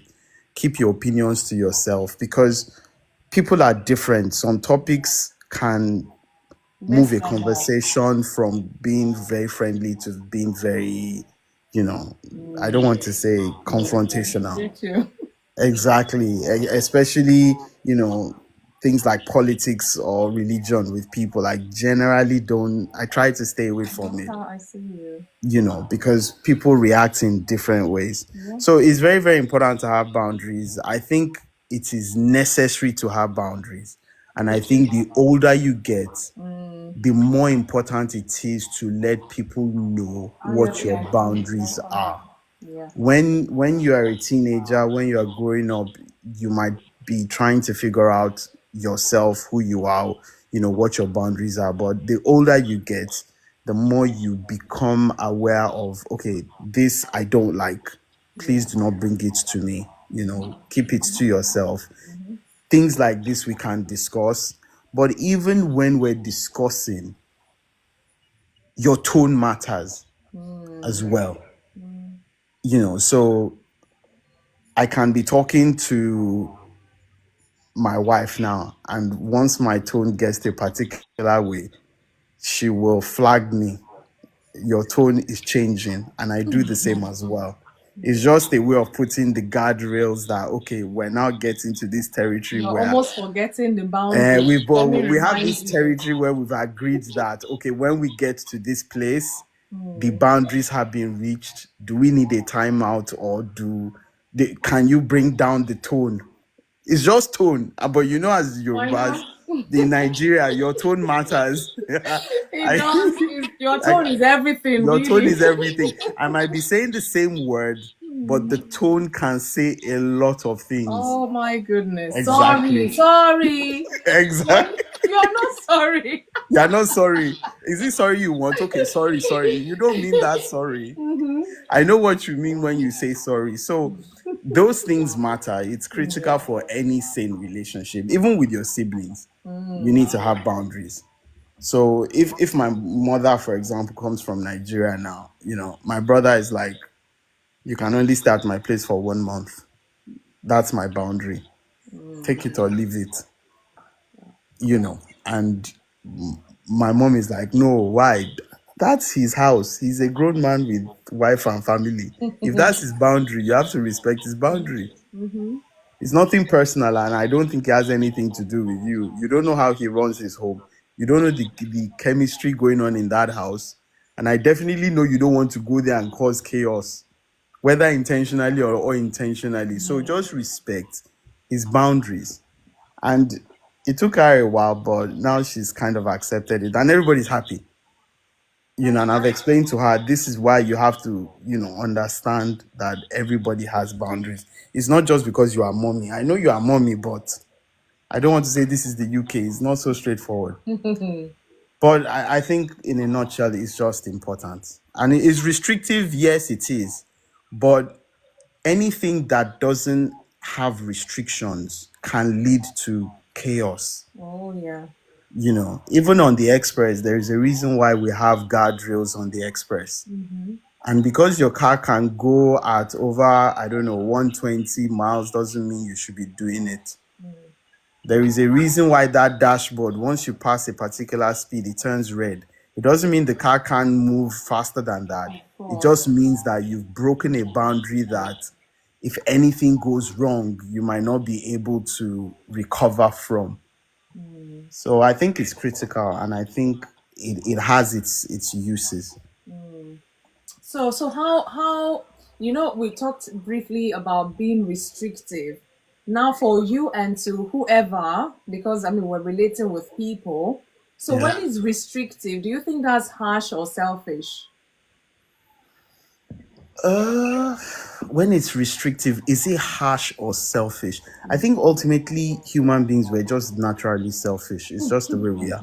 We can only think of ourselves. Yes, we try to accommodate others. Yes, we try to do the best we can, but there is a reason they say on the plane, if the gas mask drops, wear your own first before you give the other person. The selfishness, it comes with the territory.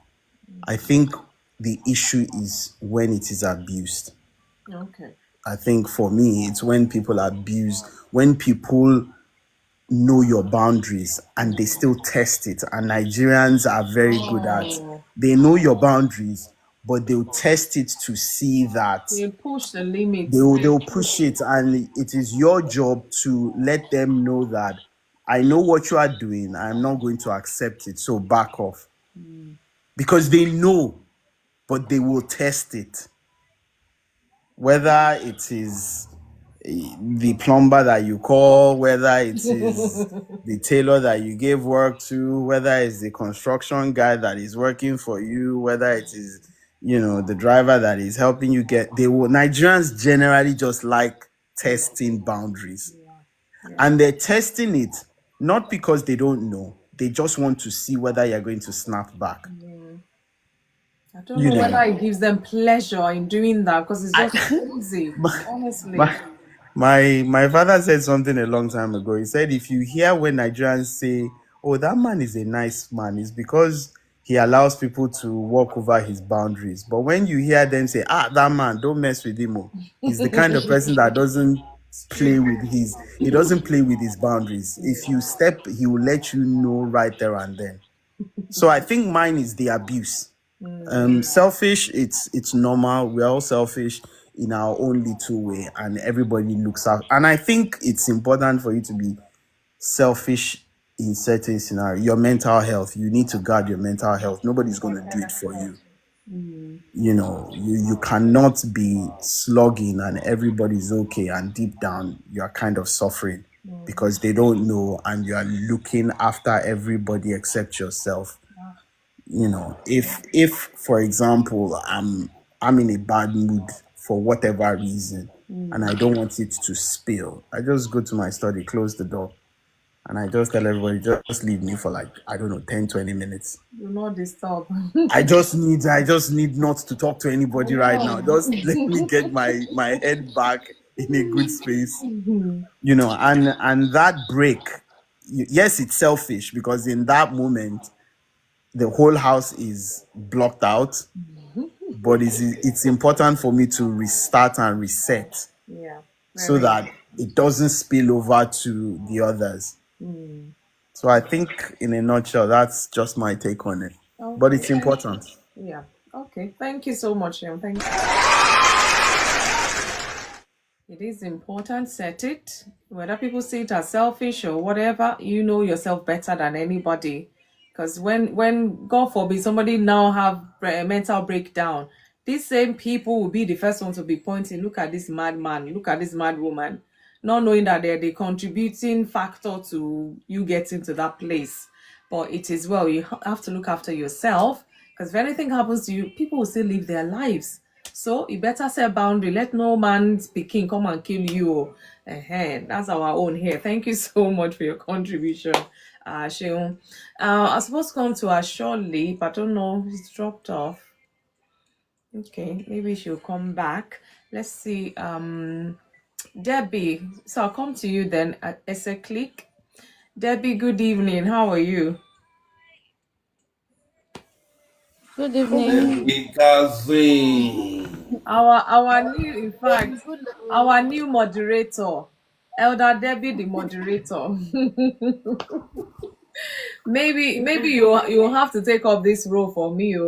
I'm begging. What role? I don't have money to pay you. What role? My trust me, she's moderator. All of us will be contributing for you. Debbie, is it £100 per hour only? What are you saying? No, No. Be patient. Be patient. Elder. Anyways, Elder to Debbie Elder. of God. Yes, you understand? You can have Elder Debbie of God. Yes, sir. Paying you is not the issue. I like you it, know. sir. Yeah, And I know you are more qualified. Okay. But for us to have a feel and a thrill of what to expect, we might just all give you the platform, for some months. How do you feel it? Just for you to give us a thrill. What do you think? You give me the platform to what, sir? Yeah, we will welcome you to be the moderator for about 3 or 4 months. Like That's probation? fine. Exactly. 3 or 4 months probation. In fact, I was thinking of 6 months, but I don't know if the facilitator would approve. Hold on a second. Let me call my manager in this meeting. Oh, manager ni koko. You people, when you finish, please we'll carry on. I'm waiting, no.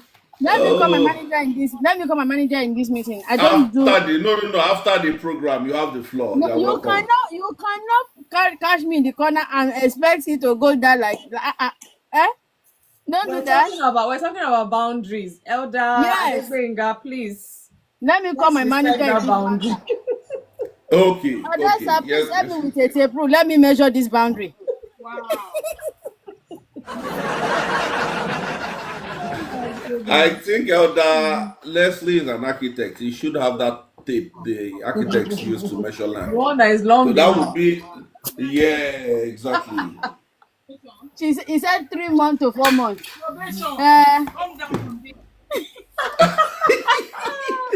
What kind of manager is that one? We're hearing this manager. Exactly. Manageress. Exactly. You people. Your manager has approved for 6 months, isn't it? My manager said no. How did she say that? How long does she want the probation? Please tell us. Only 2 weeks. 2 weeks. Elder, let's consult. Let's consult. What do you think? Only 2 weeks probation. Is that a good bargain? We're actually not bargaining, Elder Debbie. Like I said, we know the peculiarity of what you can deliver. We trust in your ability. You people stop wasting talent on inside. You better go to Nollywood. Go to Nollywood. That's where you get paid. Why are you placing me on probation when you know my capacity? You see, there's an adage that says the soul does not praise itself in the soup. You understand? There is something I like about you, sir. Yes, ma'am. You are trying to move me. Unfortunately, my head is blocked. The boundary in my head is very, very high. We need to reset that down like this. Drink Gary now, you'll be fine. Exactly. No, I don't drink Gary. Really? Is there a camo? Oh, what's your favorite meal then? I don't have any favorites. Oh wow, you need to go food tasting, Explore. I eat food according to the season. That's not bad anyway. It's also good. As long as the food is good and it's healthy, I go. What state are you from? If I don't set the boundary now, we will not finish insights today. So boundary honestly, no. Only Debbie should be speaking right now. Okay, Ajayi-Daniels, we'll talk about. Thank you, Ajayi-Daniels. We appreciate Go and rewrite your proposal and come back to me. For now, this meeting is adjourned. Oh my goodness. Good evening, Debbie. Well done. Thank you for Thursday. Thank you. I think somebody was hearing me. You're welcome, You're welcome. So yeah, we've been talking about boundaries. I'm sure you've heard everyone that has contributed. Do you think what comes to mind when you hear boundaries? Do you think it's very restrictive, selfish, and all of that, or do you think it's protective? Actually, Etta, I see you. That's the question for the day, Abby. Yes. I think when it comes to boundary, where do I start? You see, when it comes to boundary, I believe the first person that sets a boundary is God himself. Okay.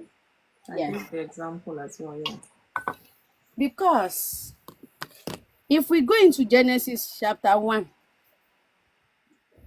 where God starts creating the heaven and earth before he reach we, human beings, because we are the one that don't have respect for anything. God said, let there be a firmament in the midst of the water. That's a boundary number 1. In the midst of the water, let it divide the waters from the waters. And God made the firmament and divided waters which were under the firmament from the water which were from the waters which are above the firmament. And it was so.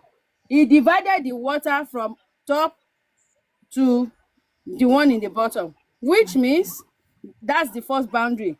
Number 2, God said, let the water under the heaven be gathered together into one place, and let the dry land appear, which means there is no how there will not be dry land. And there is no how the dry land and the sea will mix together. Even when the ocean come, enjoy itself and overflow, it still drive back to where it's supposed to be. Boundary. Yeah. Boundaries. Another one. In fact, should I even continue? Papa? He said, let there be light in the firmament of the heaven, and divide the day from the night, and let there be signs for the seasons and for days.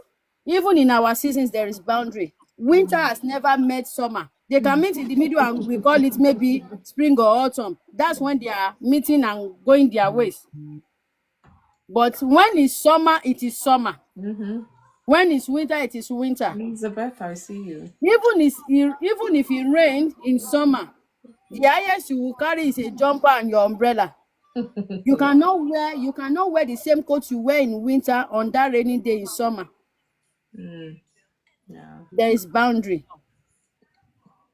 Yeah. There is boundary. God already created from the beginning of the earth. The problem is the only place this boundary starts shifting is when He creates human being. I don't know why you are laughing. Like I knew you were going to go there. It's okay. No break, no jam. Why are you making me laugh now? And I promise I will not laugh. I will be serious. Oh God. Okay, let me be serious. Be serious. Yeah. Where this boundary starts. What's happening there now? You left my phone far. Where this boundary is you. Where this boundary starts shifting in His image. In the image of God He created them. That's where boundaries start shifting. We do. We are funny. Yes, in the biblical book of Genesis, God is said to create Oh man. wow. Genesis chapter 1, verses 26 to 27 Did you hear my describes phone? God Your creating. Alexa have picked the thing. I think it's your Siri now. Yeah. Can you imagine? Can you imagine? Indeed, yeah. So Wow. so in this case, what I'm driving at is I believe in every relationship, husband and wife, work colleague, church relationship, mother to child, father to child, whatever the kind of relationship, there should be boundary sets, even from the beginning, before you start the relationship. It's as funny as even the baby in the womb, there is a boundary in the womb that when something happen and maybe the fluid enter the sac, they say there is the medical will say, oh, something has happened to the baby, something that the boundary has been shifted. Yeah. So why is it like when we are now dealing with each other, we don't create boundaries? And I said something in the comment section. See, no matter how good of a person you are, until people start saying you are proud, you are selfish, you are full of yourself, you are arrogant, you are this, you are not doing anything right. If they've not give you those titles, believe me, you are still doing something wrong. You are still doing something wrong. And I'm sorry, everybody can push your boundary. Anybody can push it. Anybody, I said, can push that boundary. They can push it to the extent that even you, if you are not self-aware, you won't even know that you've given that much of yourself. You won't even know. You might even, God forbid, until you are down before you know. See, I always talk about my friends. There's one of my friends. She's my friend and my cousin. If you call my friend now that, oh, are you home? She will tell you, yes, I'm home. Oh, I'll be in your house in 5 minutes. I'm almost there. She will tell you, I don't want to see you. If they burn you well, you will knock on her door. She will hear you. She will not open the door. If she not respect you, she will stand by at the other side of the door and ask you, What's the problem? That's the highest of the respect. But aside of that, she will not open her door. Let it be raining and storm is Blowing. everything is happening, but she don't know you are coming, or she told you she don't want you to come. You're on your own. Oh. You are on your own, and she's not doing it just because it's you. That's Yeah. how she deals with everybody, both friends, both family, regardless of your title.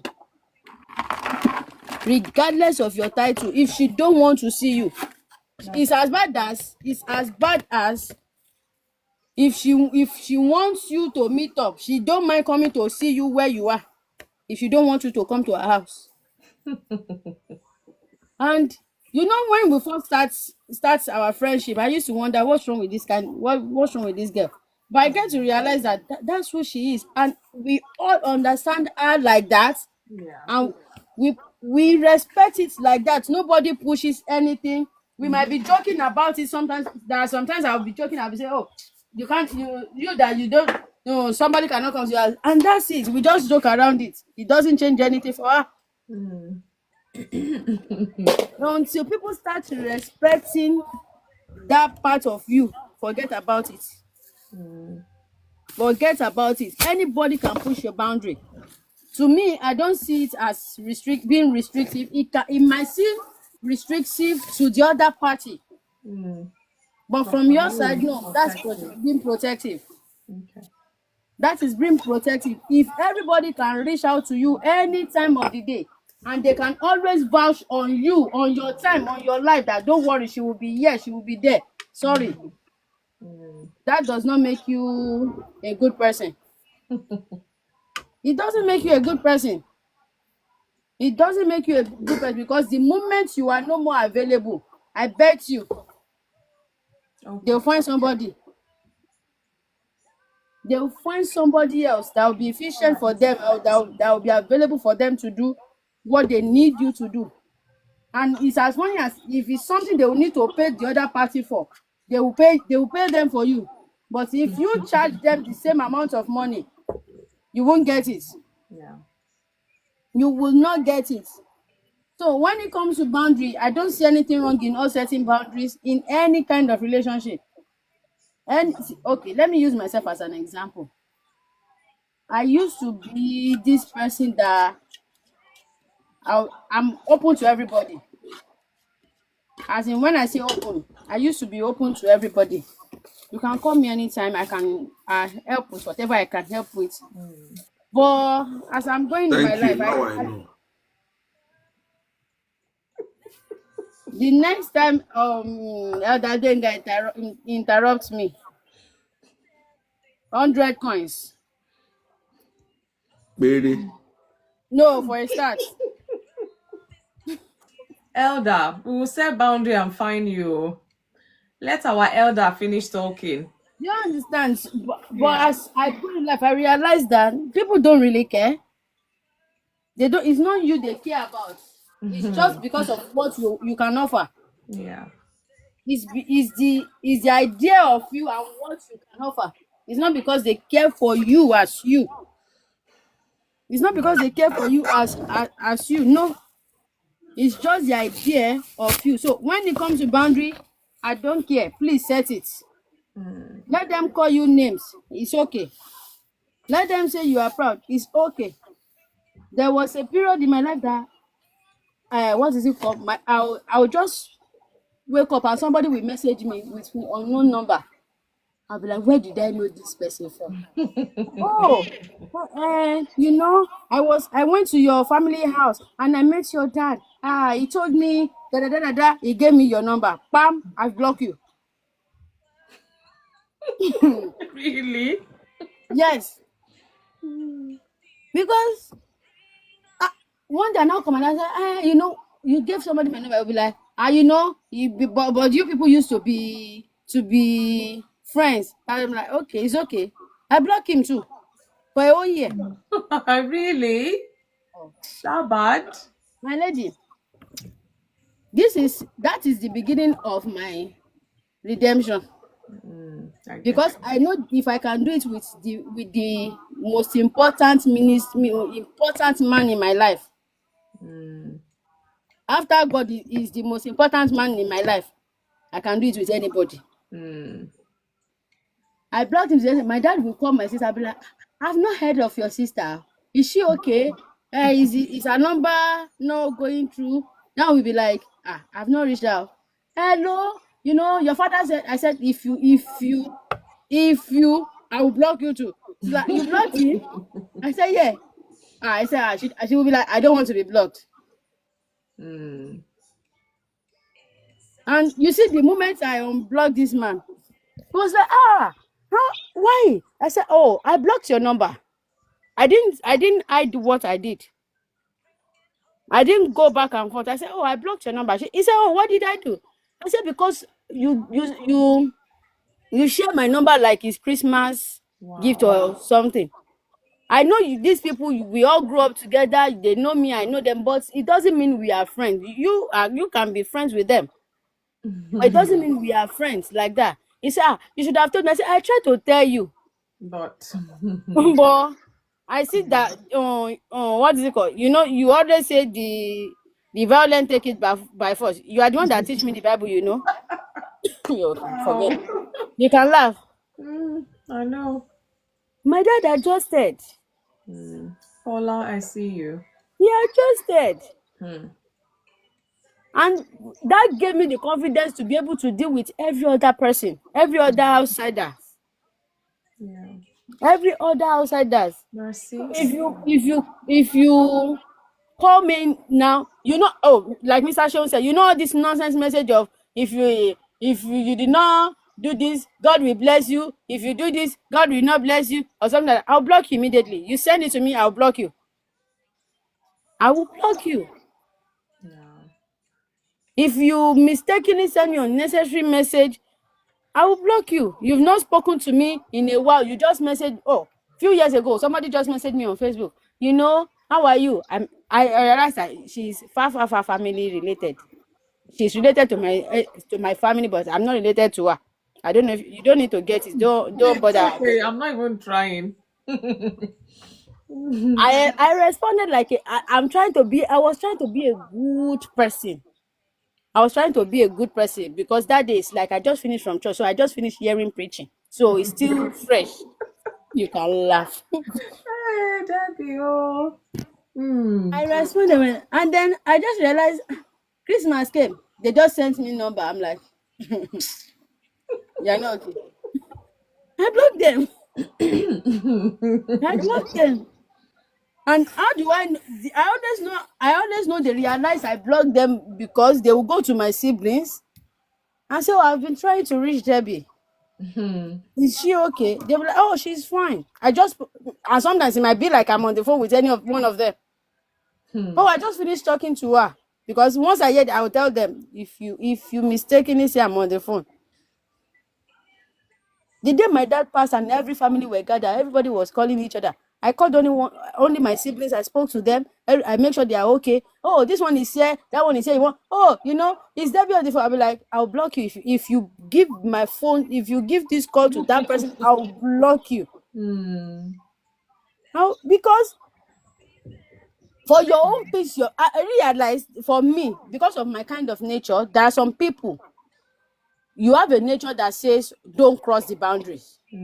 Some of us, our aura already gives to people that, oh, she's a quiet person, she's a gentle person, you can push. So you have to create that attitude. That's what gave me that I sat down, I studied myself, I realized, okay, what makes people treat you the way they treated you is because you have an aura that tells people, oh, she's a cool person, she's a calm person, you can push a boundary. So how do we do this? How do we adjust? You have to push it. You have to let people know that you can't be treated that way. This is the limit you can go. Once you cross it, that's it. Because when it comes to human beings, they will test it. They will test you. They will test you. They will test everything. They will test it. And the moment they try one, you allow it, you didn't see anything. They will They come tried deeper. two, they tried two, you didn't see anything. They tried three, you are okay with it. What do you think they will do next? They will try a big one. They will try a big one. I used to have a friend that whenever I see her, in fact, she's an acquaintance to me. She's a dad's friend. Whenever I see this lady and she brings some, if she mistakenly brings something to you, know that the reason she brings something is because she's asking you for something in return. Oh wow. She never comes bearing gifts, but whenever she comes and maybe she just come, she buy you fruit or something, maybe something either expensive or cheap. I know we already know she's about to ask for something. That's bad. But it took a while for us to understand that pattern. But immediately we understand, I will say to her, okay, this person needs something. Once she brings something, we already on that. Once we look at each other, we already get it. So we too, before she start, we'll be like, oh, maybe she's not. You know, when some people are going merry-go-round on a topic, they are mistakenly mentioning, oh, by next week, this and that, they'll be doing this and that. We should be saying, next week, next week is when we are going to. We are not available. Before started like that, and then when they started like, why are we being an hypocrite? Just be straight to the point. I am home, but I don't want to do this. So I see you. Yes, I am free. I am home. I'm not doing anything like that, but I don't want to help you do this. The friendship, the friendship, I don't know the English to use for the friendship. Maybe catapult or be caterpillar. You wouldn't know what people's intention are if you don't set your boundary, and it can be hard. It can make it a bit hard for you to have a relationship because a lot of people will tag you as different things. But it's better that your circle is little but quality. It's better your circle is small but quality and solid than you having crowd around you where you can't even trust anybody in that crowd. When you're trouble, because if you're always available for everybody, when you have your own trouble, that's when you realize that you're on your own. You are alone. So if you are meeting anybody new at work, in the church, in even children, even your children, if you don't set boundaries, they will try you. Those small creation that they will test it. Children, we know how to test our parents' boundary. You just allow one. Debbie, this one is let me make you laugh. Many times any of the boys will come. They'll come to me. Maybe they wanted ice cream. You've given to them, they're okay. It's sweet now. They'll come back. I say no, one is enough. Go. They will now go up to go and meet daddy. Daddy cannot have ice cream. He will not even ask, have you had one before or something? No, just yeah, go and have it. And then this child will go and take that ice cream, meaning the second one. And children, the way they are, instead of them to go and hide in one corner and finish They'll come and show you that you don't have show you. And yes. You can say, did I not tell you? Say, but daddy said I can take. Oh my goodness. When we realize that this is what they do, they play us. Yes. Their dad will not say, have you asked your mom? They will now not be able to talk. Get out of my room. They would try you. Oh my goodness. And even this boundary thing, even between spouses. Yeah. Even between spouses. So it's any that's what I say, any kind of relationship. Yeah. If the funniest part is like I said earlier, it's only between human beings that we don't have these boundaries. Have you seen apple tree grow orange before? Not possible. It doesn't happen. Yes. In your village, or where? When I said that must be AI generated. I'm sorry. No, not really. When I said I will find him now, it seems like I think. But I'm saying the truth. We're seeing now. We're seeing. I think we will charge him a whole lion now. Oh, so Day. elders are speaking. Let me be You quiet. understand? Even trees, animals, they have boundaries. No matter what, no matter what it is, elephants don't pass its boundary as big as it is. But we pass all the boundary. We do it with each other, even with God, we do it. We do it.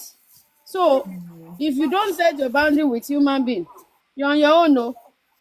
You're on your own. I rest my case. Thank you. Wow.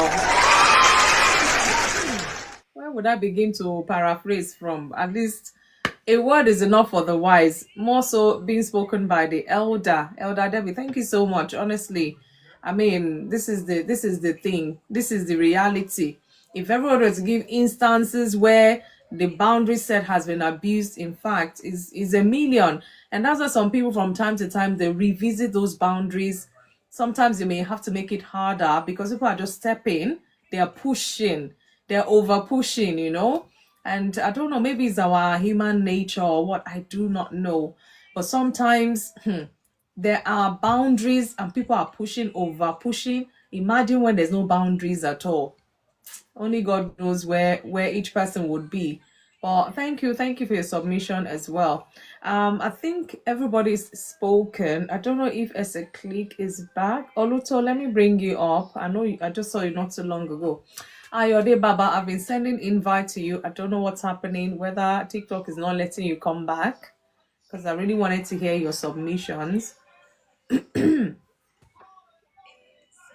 Ayode, I've just sent you another invite. Let's see if it's going to work.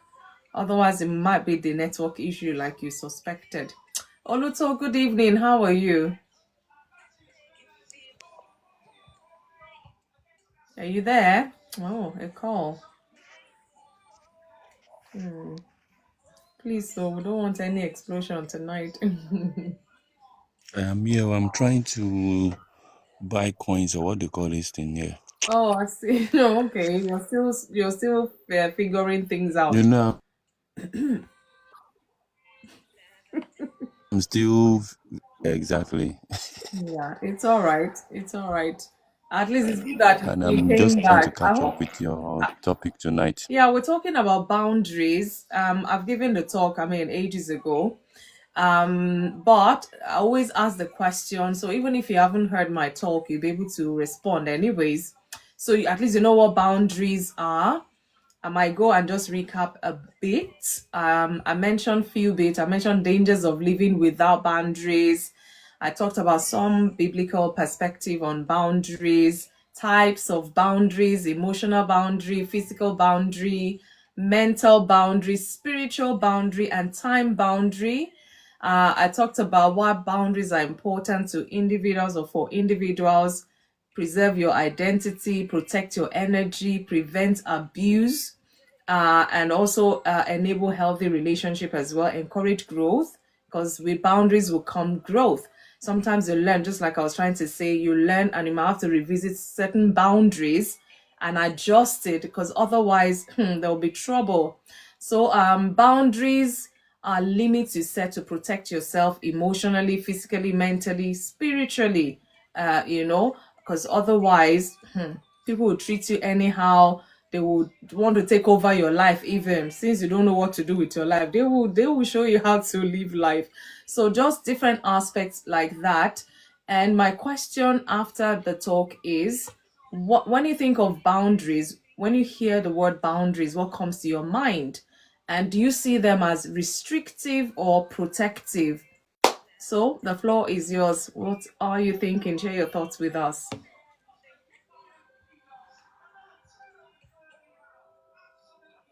You're muted. Please pardon Oluto.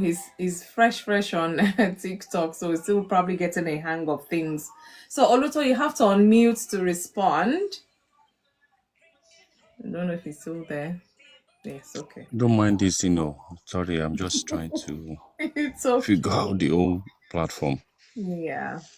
I've never been so naive about platforms like this. It's too many Yeah, things to learn. I know, too many, I know. Well, one day at a time. So yeah. So It can be what both comes to ways. It can be mind? Yeah. restrict. What comes to mind when you hear boundaries? Do you think is restrictive to have or is protective to have? Uh, to some extent, it can be both ways, really. Okay.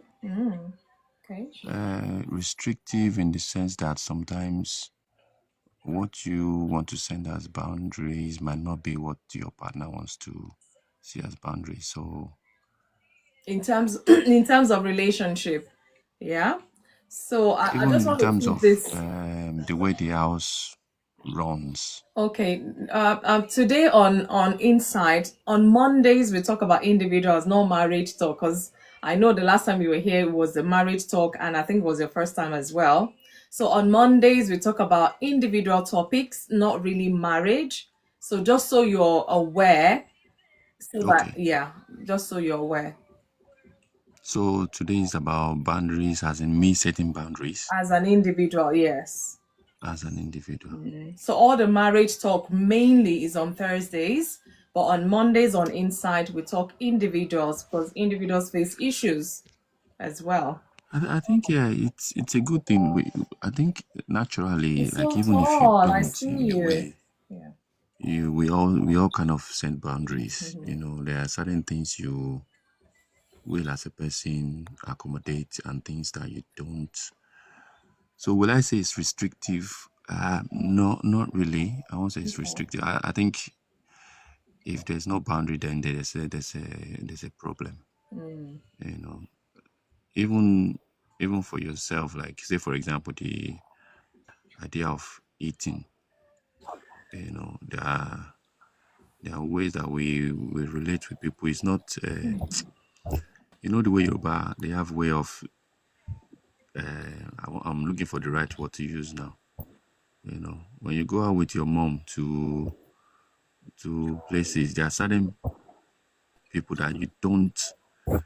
I'm trying to look for the way to say it now. There's a way you relate with certain people that you don't. If you're not careful, you put yourself in a and show me. Okay, that's the word I'm looking for.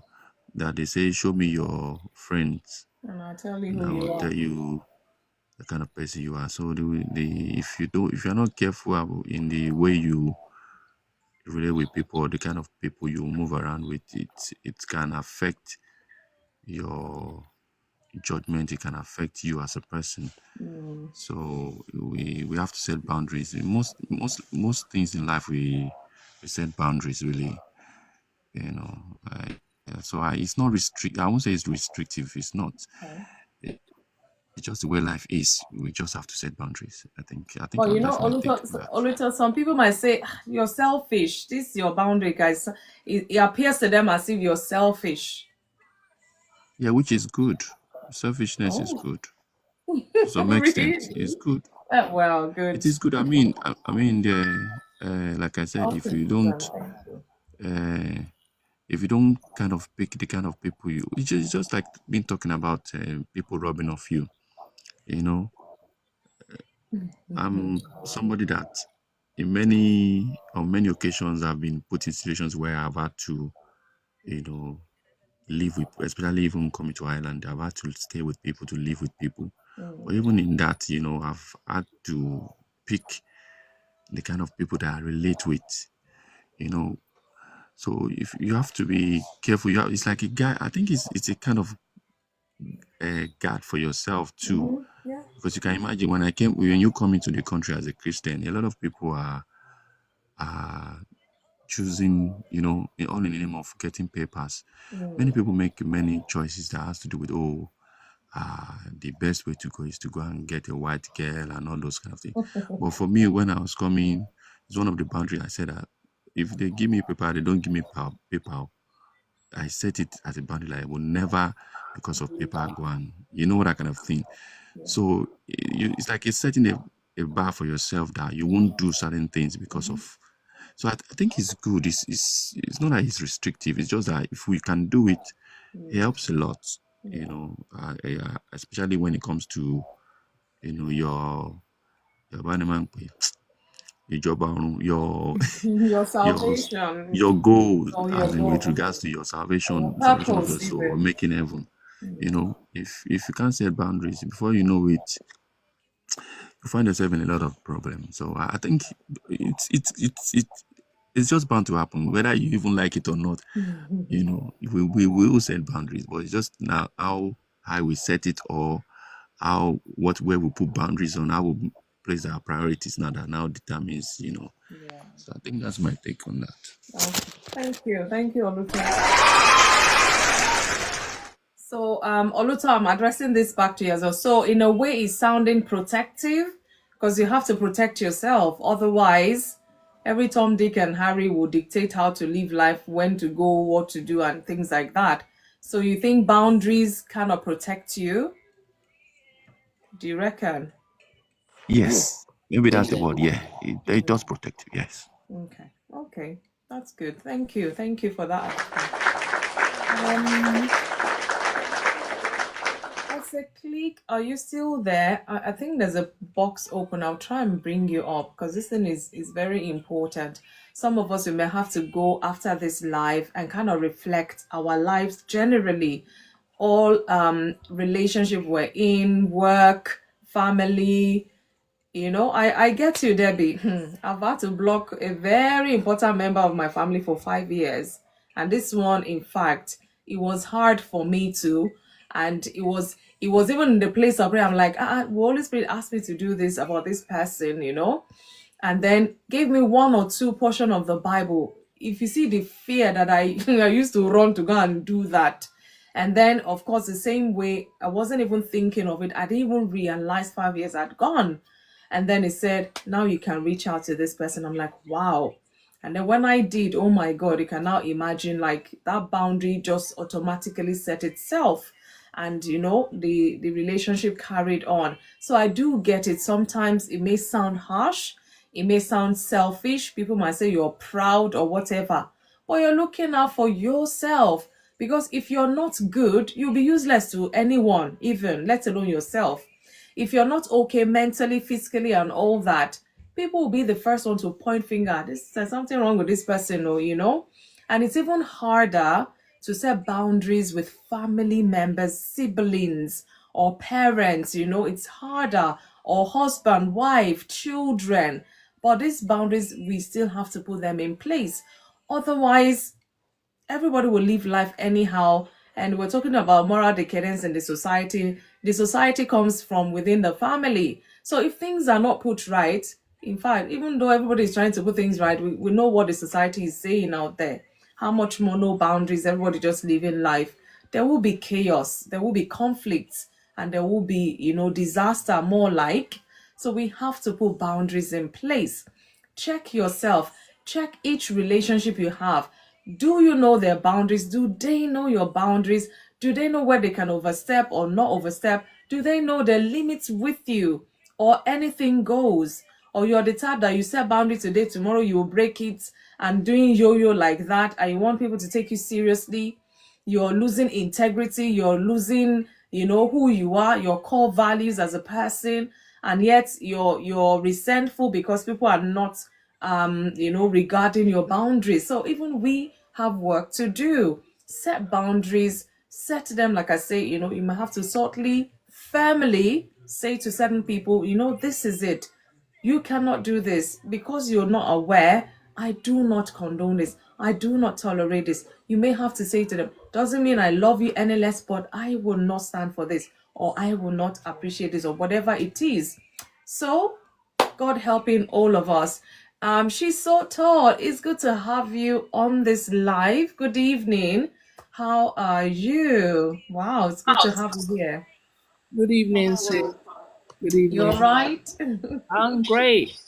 I'm great. Thank Wow. you so much. Wow. So we want to hear your views as well. We're talking about boundaries in terms of individual today on Insight. What is your take about boundaries? When you hear the word boundaries, what comes to mind? And do you see boundaries as restrictive or protective? What's your take? What's my views on boundaries? My views on boundaries is I will always say it's a line that you draw between yourself and somebody else. It's almost where the line starts with you, where the line stops with them. So where it starts with them, with you, and where it stops with them. Yeah. Yeah, so it's almost like, yeah, it's protective. And I think having boundaries, I just feel like in your life generally is very, very, in every aspect of your life is important. Like within the workplace, I think it's very important for people to know their place because some people can overstep that mark. Oh, tell me about it. You know, Yeah. there was a colleague of mine who Thank you, quite Sheila. she was quite disrespectful to me. She came to my see with my role. We have two phones. You've got your own. You got the work professional phone, and then you've also got your personal phone. Yeah. Now, my colleague overstepped the mark by coming to my personal phone and disrespecting me. And I just said to her, listen, if you have anything to say, please do not come to my personal phone.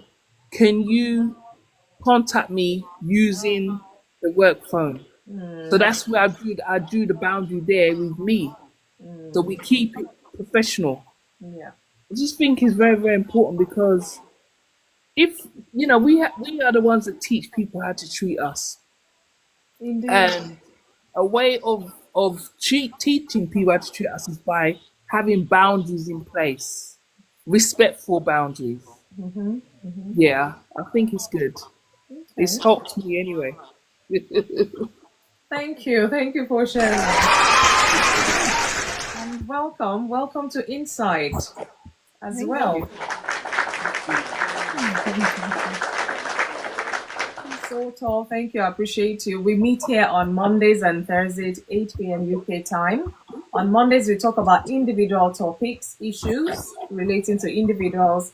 And then on Thursday, we talk about marriage issues that couples tend to shy away from talking about, but we dare ourselves to talk about it here so that we don't have separation and divorce in our homes. We try, God helping us. So thank you for coming today. Hope we'll see you on Thursday as well. Yes. Okay. So, guys, I think that's about everybody. That's about every. Thank you, Shil. If you're still listening, thank you so much for stopping by. We appreciate you. We will call it a night, honestly, tonight. Let everybody go home and reflect on this. Check the boundaries you put in place. You have to adjust them. You have to up it, so to say, because otherwise, people may tend to overstep, just like a number of us have said. We need to put those boundaries in place. Otherwise, there will be trouble. And sometimes people may not understand, these boundaries. We should not be the one confusing people. Let us be open, honest, plain about it. And I remember I said, let your yes be yes, let your no be no. And know that once you stick by this, people tend to, follow suit. But you might have one or two who are just, let me not say crazy. They want to push it, but you should know how to handle them as well so that they're on board. Because if they're not respecting your boundaries and they want their boundaries to be respected, where does that leave you in that relationship? So it goes a long way. One thing I said when I was closing in my talk is boundaries are not walls to isolate you, they are gates to protect and direct your life. Some people know boundaries, anything goes, and they wear out. You want to do this for this person, be that to that person, be everything. They say sit here, you say go, and you don't, it's like you don't even own your life. So what values do you want people to see? They'll just see you as a loose person who takes anything anyhow. And then if you even bring that to relationship, somebody's treating you anyhow, you're not even married yet, and you're just like, okay, perhaps somebody is rushing you to get married, perhaps family pressure or whatever it is, peer pressure to get married, and now you found someone but they're treating you so bad because you haven't set any boundaries or you're desperate. Even the boundaries you have, you break it, you don't have because you just want to be in a relationship. So you need to be mindful. Such boundaries, once you start like that and you go into that marriage, nothing is going to change. Probably it's even going to get worse. So what you will not accept, please do not accept. If that makes sense, set your boundaries. It's to protect you, it's to direct you in life, and it's to let people know your values, your principle, your limits, your expectations, and what have you as well. Because otherwise, there will be chaos in the land. Remember, let your yes be yes, let your no be no. Sometimes you have to learn to say no. People don't like to hear no from us, but we know that if we don't say no, we are going to suffer for it. And guess what? They will still carry on living life. So look after Can I say yourself. something, my lady? Yes, ma'am. Okay. You know, Yeah. everything we've been saying about this boundary thing, Mm. we've been saying it's about setting the boundaries between your relationship and others. Mm. Did you ever think of setting your boundaries between your relationship and yourself? Yeah, we've talked about that as well. It's part of the Okay, things maybe I because said. I wasn't here. Because I didn't hear anybody talk about it, and it just came to my mind like we are just saying, oh, set relation, boundary between You see, your relationship yeah, and yeah, others. it's one of the things I mentioned. How to set healthy boundaries. Number one, know yourself first of all. Set clear boundaries about your values, your priorities, your limits. If you don't know these things, what are you setting for other people? So you Exactly. yourself, exactly, you yourself need to know yourself, need to know the boundaries you have put in place for yourself. Otherwise, I said something about treat others the way you want to be treated. But you're treating yourself like poorly, and you want people to treat you better. They see how you treat yourself. Why should they top it? Really? So I talked about it. Maybe it was not much emphasized by other contributors, but it was part of my talk. Okay, I didn't mean the discussion because I'm just like Yeah. we are setting boundaries with others. What about yourself? Because a lot of people, That was my you number can eat one. anything at anywhere, Yeah, those are any the things I place, mentioned. Yeah. anytime. Your rest. You can go anywhere without caring who is there, what they can do to you. You drink with anybody, you mingle with anybody, you don't even care about yourself. Yeah, those are the dangers of living without Even God boundaries. himself set boundaries for himself. He worked for 6 days, and on the seventh day, Bible said he rested. I mean, that's Even God, on the Almighty God, in Abba. himself. Oh, But you want to work 24 hours, 7 days. No time eight for days. rest, no good food. Mm, mm. And Yeah, then, what boundary do you want to set for others? I wonder. I wonder. So it starts from with us, actually. It starts with What us. boundary do you want to set? Do you want to set for others? One of the You things want I said is sometimes you even set that boundary and you break it yourself. And yet you want other people to respect that boundary. exactly So you really, I mean, it's something, that's why I say something to reflect on. How have you handled boundaries yourself before you even start looking outside? It goes because a long way, yeah. nobody will address you better than you address yourself. Nobody will treat you better than you treat yourself. It's how you treat yourself that reflects To others, and then to they treat you the others same. how they will treat you. Yeah, yeah, yeah. So if you are not setting boundaries for yourself, some people don't even have time to sleep. Sleep is a taboo. Good food is a taboo. They rather eat chicken and chips. When it's time to spend on themselves, it's a problem. So it's a lot. Before you set boundary for others, abeg sit down, check your life. If you are actually a Christian, check your life, check the standard of living that God gave us in the Bible. There is standard of living for all of us in that book. Are you actually working and living according to that?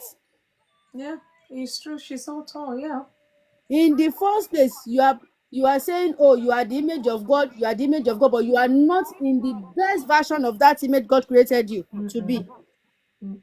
I always say something, especially to all my women that we talk, that you can be big, you can be medium, you can be small, you can be whatever size you are. We all cannot be slim, No. But in that frame that you are, in that height that God gave you, in that color that God gave you, you can always be the best of that version. Yeah. Yeah. You can always be the best of that version. It's not until you wear designer logo and all that. You can be clean, neat, presentable. Indeed. It's how you present yourself. See, me and Adasa have something we always laugh at each other, especially on Sundays when I'm going to church. You will not know I don't have money. Oh. If I mistakenly hit somebody selling egg, sometimes, especially when we had our crisis. Oh my goodness. When I'm going to church like this, I bring out my best. So I've once met somebody on my way to church when I was like, oh, where are you going? I said, I'm going to church. Well, I dressed like this. I said, how am I supposed to dress? He said, you are dolled up. I'm like, I'm going to see my maker. Hey, He was tell like, me about that. so you're going to church. I said, how am I supposed to dress like a beggar because I'm going to church? He said, oh, you dress like you're going to party. I said, that's my own party. Yeah. I don't have money. I don't have money. Let me not shout it. I don't have money. We're going through our challenges. I didn't have money then. But I will dress up. If I didn't tell you how something is going on, you will not know. You won't know. Same. You I don't won't know. go to the presence of God like just like And that. then because I've You realized you that you wear your challenge on your face now. the moment you start dressing like your challenge, the moment people start treating you like your challenge. Something And is wrong. there's a slogan I inherited from others. You say, I am not my problem. The problem is himself. I am me. If I cannot solve the problem, I will leave. If God knows I cannot bear the problem, He will not bring it to my life. He will bring it to somebody else. So I am not the problem. At all. And that made me, since then, anytime, I will say to myself, Debbie, you are not the problem. You are Debbie.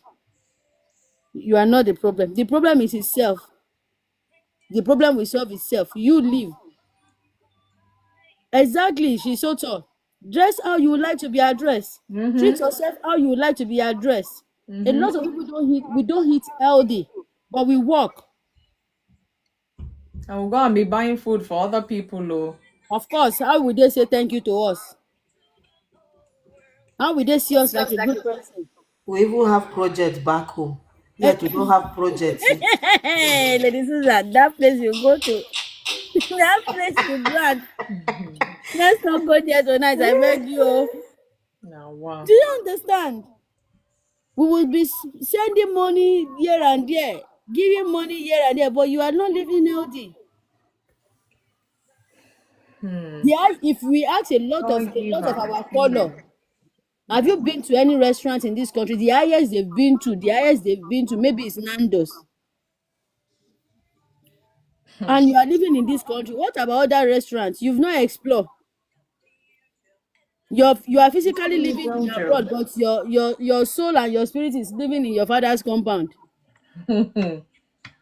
David, few months back, I'm like working, pay bills, do it. I just went to, I can't remember which one. I just went there, ordered a 3-course meal. I said, even if I don't finish, I'll carry it home. I said, Haba, who I offend? Before you know, pay bills. Before you know, pay that. I said, waiting. And then to buy, in fact, yesterday after church, I really wanted to go to that ice cream place somewhere by me to just sit down, buy ice cream and just eat and just be okay. But because I needed to, the logistics was just, I'm like, seriously. Sometimes treat yourself. You're not treating yourself. You want others to treat you and they're not treating you, you're offended. Why? These things, God will help us. So I Before see you set somebody. boundaries for others, as you are setting boundaries for every other person, I mean, check inside though. Set that boundaries for yourself. There are times I sit in front of the mirror and I will ask myself, Debbie, hey, so late today now, you look at yourself, you only drank 1 cup of water. When they are not doing you, you are not the one doing yourself. You only drank one cup to of water. greatness. I see you. That's how I see. I am one of the people that talk to myself as I am an orphan, so I'm the only one that can scold myself, and I will hear. I will call myself what I'll be like, you only drink 1 cup of water. So Debbie, you've been pressed for how many minutes now? You didn't go and wee. And you know there's no extra kidney, they don't sell extra bladder. Even if they sell it, can your father afford it? Good evening, sis. That's how I talk to myself. In fact. That's how I talk to myself. I'll be like, you once you hear me say and you know that they don't sell extra bladder, they don't sell extra kidney. This work you are doing now, how much is that customer paying you that you That's want to ruin your bladder? Even hmm. if they pay you 10 times, what is wrong? That's how I talk to myself. That's how we laugh at sometimes. That's how we like it's something. It's everything alright. Oh, Guys, that's sorry, Debbie. I'll put my puzzle there, so be rehearsing, no, they've because been I'm laughing coming. at you. Even me, I've laughed at you because I don't I understand what you are doing today. I don't understand what you are doing today. don't worry, we will not break the airwaves today, so please. So start So please practicing. set boundaries with yourself first. Sleep when you need to sleep. Eat healthy when you need to eat healthy. That problem will solve itself. It always does, if we That believe. problem that you are not eating because of it, you'll be all right. Ah, Live, learn to live in the moment. Live in the moment. Live. Don't be a stranger to yourself. A lot of people don't even know themselves. You feel a pain somewhere in your body, you don't even know what you are. You don't know yourself to the extent that there are times that sometimes I don't know. Maybe I twisted my shoulder or something like that. I didn't feel the pain, but maybe while I'm washing myself, I'm one of the people that massaging this myself while I'm doing it, while I'm bathing or something. When did I feel this pain? I'll treat it immediately. But a lot of people don't even you enter the bathroom, you just rush it, 2 minutes, you are out. Really? Well, welfare to wealth has said it. Oh, he said keep doors shut. That's the best boundary. To yourself, set boundaries for yourself. Know what to do and when to do it for yourself. Find what works for you that you can do. If it's 10 minutes work, 20 minutes work, you need to do for yourself to clear your head. Do it. Everybody will be all right. See, let me repeat it. Every other person will be all right. They will adjust. Everybody will be all right. You cannot set boundaries for outsiders without starting with yourself. God yeah. bless us. Amen. My Thank lady, you. cancel this thing you're writing. This thing you just wrote here. Mr. Leslie, should we cancel it? It is no, we're not canceling anything. It is optional. It is optional. So any takers, you know the drill. You get the gift if you can attempt it. So I want us to laugh to go to sleep because we're setting boundaries, setting boundaries. Me, I want to laugh before I go to sleep. So for the newcomers here, let me see who's sending invite. Okay, welfare. Please, For let's the welfare come and talk because this one you are writing here is now. I don't understand English now. I don't understand English. So for the benefit of the newcomers, yes, I've just posted something there. It's my puzzle for today. You're laughing, Leslie. You will say this puzzle 3 times without blabbing, as fast as possible, and then you get the gift for today. So the gift, I mean, maybe I might have to up that gift to challenge us some more. You get 2 ice cream and 1 donut. If you can do this, we want to laugh. Nahaba. All this serious talk. Me, I want to laugh before I go and sleep. We I'm change. uploading. Maybe if we change the gift from sugar to something else. No, we need sugar. We need sugar. Some of us are not eating, so you need your sugar level to see the high. Welfare to greatness. Why do I always say greatness? I think it's a common saying. I'm so sorry. Welfare to wealth. Good Goodness evening. is all part of it. Good How evening. are you? Good evening. Good evening, guys. I'm surprised you're not sleeping yet. I'm Too. just coming in. I'm just coming in. Monday is the longest days. My children have got academic games on Monday, so we're literally getting into the house now. Oh wow. Hey, yeah, thank you so much for still joining No us. Really. We've problem. been talking about boundaries and people have been reading your comments. So the floor is yours now. What do you think? The question really is when it comes to boundaries, when you hear boundaries, what comes to your mind? And do you think or people see them as restrictive or protective? I don't know. What's your take? Boundaries for me are protective. Okay. Very, very protective. Because imagine you were driving and there was no red lights, no green light, no yellow. Everybody just go as you want to go. Ha! There We'll will all be be dead. chaos. We'll all be Traffic from here to exactly. Timbuktu. Exactly. So boundaries are meant to protect us and keep us safe. Boundaries is definitely for me protective, not restrictive at all. Because you set the boundary, you know what your limit is, you know how much you can take. So it can't be restrictive. It's got to be protective. If a boundary becomes restrictive, then I don't think it's you who set it. Maybe someone else is in control. Maybe someone else is trying to impose that boundary. So it's more protective. It should be protective as opposed to restrictive, and it's there to keep you safe at the end of the day, and sometimes people in your community, in your household, safe. The reason why we keep doors shut, we keep doors shut to protect us. We might say we keep doors shut to make sure thieves don't come into the house, but that's not the reason why you keep your door shut. If you got your heating on, you keep your door shut to keep the heat in the house. So it's not really about thieves, it's about protecting your space. In some tropical areas, you have creepy things that can creep around to go where it's warm. So it's really to protect you, those boundaries. So you've got personal boundaries, which can come from your body, your immediate space, and then the next onion layer, perhaps your family, close family members. When we get to work, we need to keep boundaries. It's not just ha ha ha where everybody tell everything in the workplace. Obviously, there's got to be professional boundaries there as well. Relationships at work, professional. The doctors and the nurses will tell you all about this. If you know in the UK now, no doctor is allowed or would even examine the opposite gender by themselves. They always have somebody else in the room, a chaperone, to protect themselves in case you start telling stories how he touched me, she touched me. So everybody is putting their boundaries. Professional, personal life.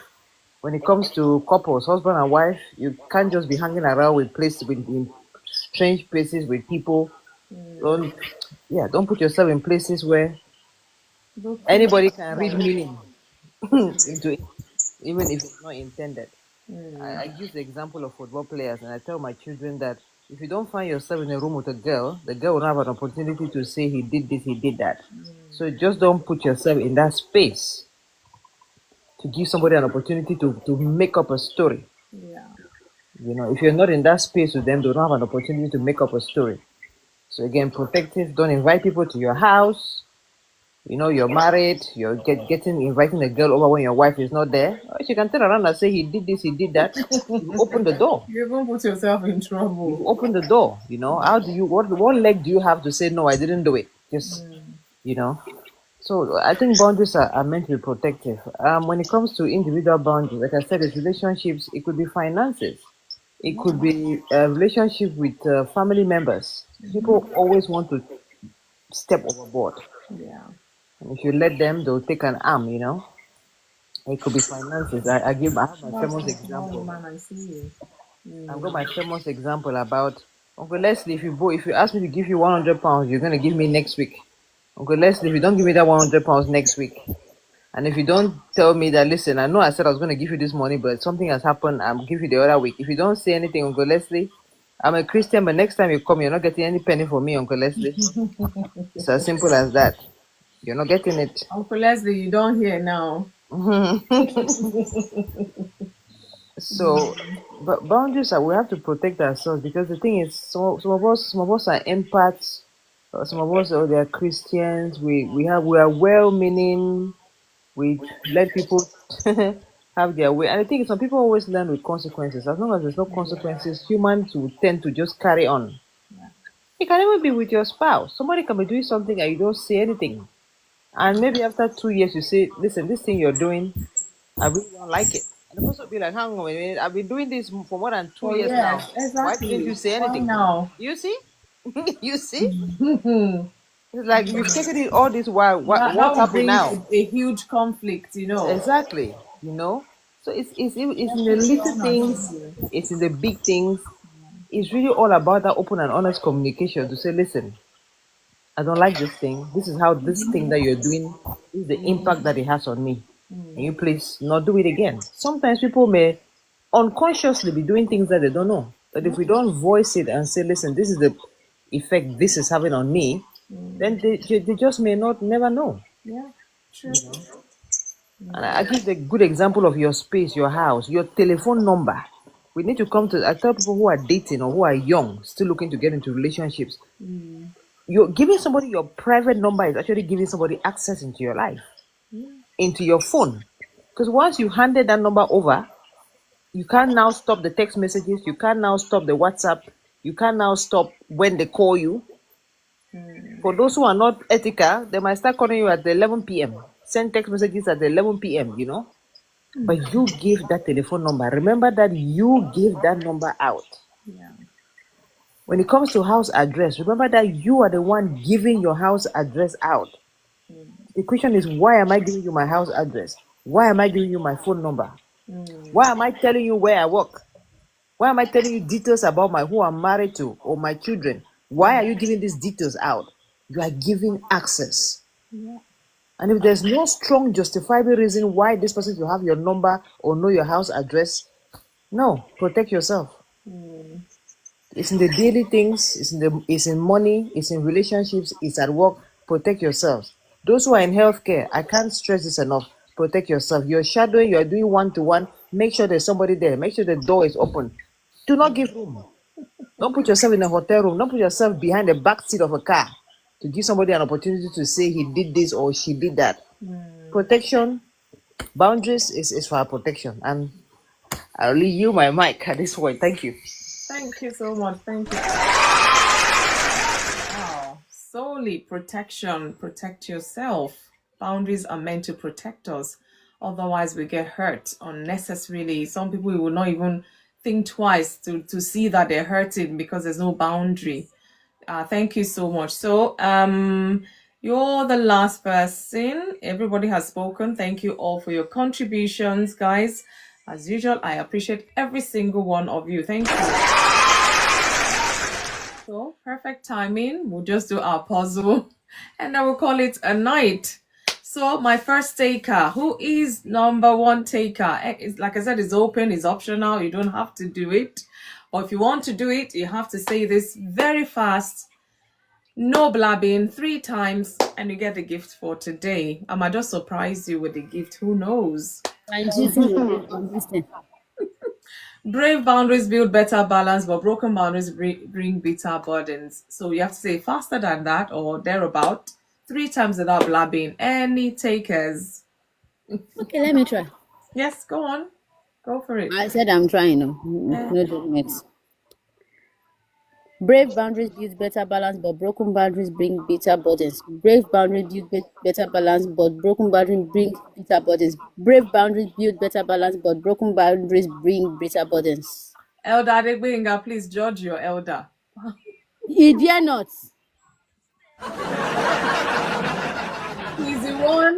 He's the one that will determine what gift you get today. Elder Adegbenga, do you think she's okay? I deserve to buy him. No, Kenneth, most senior elder is not you. I was asking. You see, he said no, that's judgment have been passed. I did not ask most senior elder. I asked Elder Adegbenga. So since he's not responding, I'll have to give you what I give you. That's unfair. Most senior elder have spoken. Let me just double your, but don't eat it all at once. I'll try not to. Thank you for the attempt. Thank you. The floor is open. Everybody, the floor is open 3 times without blabbing as fast as possible. She's so tall. You want to try? Did I have a Yes. I'll have a try. I'm gonna try, like Debbie said. We're gonna try. Go for it. So what's the anchor? What's the anchor? What's the statement? Look, it's there. I'm gonna post it again. Yeah, please. That's it. Great boundaries build better balance, but broken boundaries bring bitter burdens. Brave boundaries. Do you know the rules? Stop. Do you know the You gotta rules? say fast. Fast, no blabbing 3 times. Somebody is repeating it. There's Oluto. Let me mute you so that you don't confuse you so tall. So let's start again. 3 times without blabbing as fast as possible. Brave boundaries build better balance, but broken boundaries bring bitter burdens. Brave boundaries build better balance, but broken boundaries bring bitter burdens. Brave boundaries build better balance, but broken boundaries bring bitter burdens. Yay.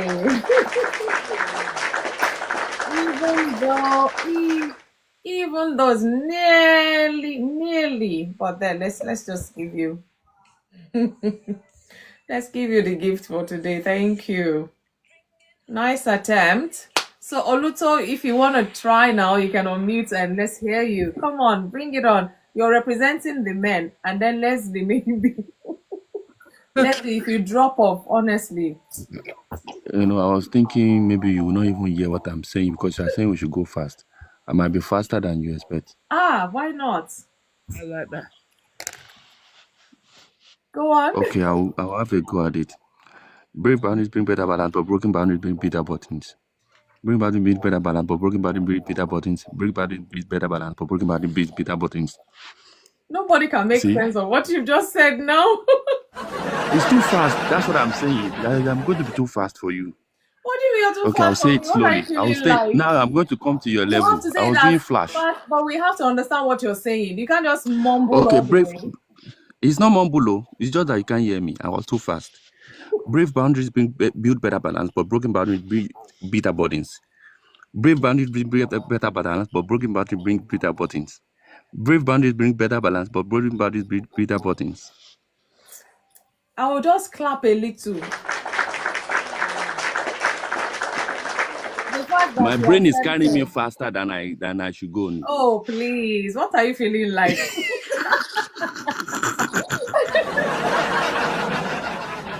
What are you feeling like? It's because you attempted it. That's why. Let me just find the gift, baby. Thank you. You're welcome. Thank you for attempting and trying. Nice one. So, any other takers before we round up? Elder Kenneth, I'm coming to you. Elder Kenneth, let me type it in again. He's the one that always says it perfectly well. I'm not perfect, oh, please, can you? Really? Well, Alessi is there, please. I beg, please don't make people to have nightmare, please. No, now after I've psyched you that much, No, don't don't hold make my people. hand, though. It will be difficult. I've practiced this myself, but I see some error. That is why I'll move. Okay, just try 2 times. You don't have to say 3 times. Brave boundary build better balance, but broken boundary bring bitter balance. Brave boundary build better balance, but broken boundary bring bitter bond. Oh my goodness. Thank you. I'll just give you a donut. I'm not sure you deserve that ice cream. I've told you I'm not used to all these fast things. Ice cream and donut. Because when I bring my other puzzle, even we say nobody can ever get the answer. Look at me tearing up now, eh? Elder Kenneth, most senior. Thank you so much. If I bring the other ones, that is, you have to think. You people will complain. Now this one is free for all. Anybody can attempt it, you know. Oh, so yeah, let's Okay, yay, Elder Adegbenga, come on. You can do it. I'm rooting for you.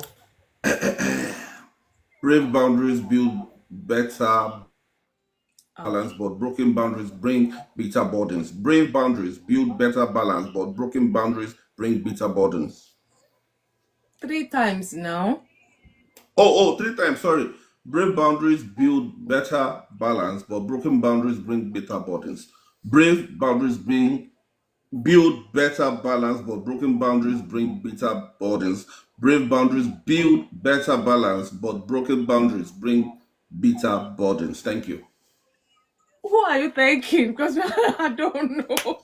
You're supposed to say. I've won my ice cream and donut and every other thing. I'm just clapping because you That was not fast. attempted You it. just read it. You just read it. That was not fast.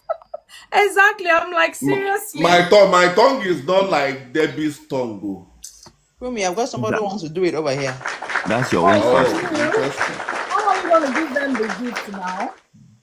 Fumi, Yes? I've got somebody who wants to try it over here. You ready? No, she has not How are we going settled to give me them yet. the gift? Oh, Come okay, on, okay. let them Settle, try. settle, settle Uncle first. It's fine. Let me tap it Thank in you. again. 1 second.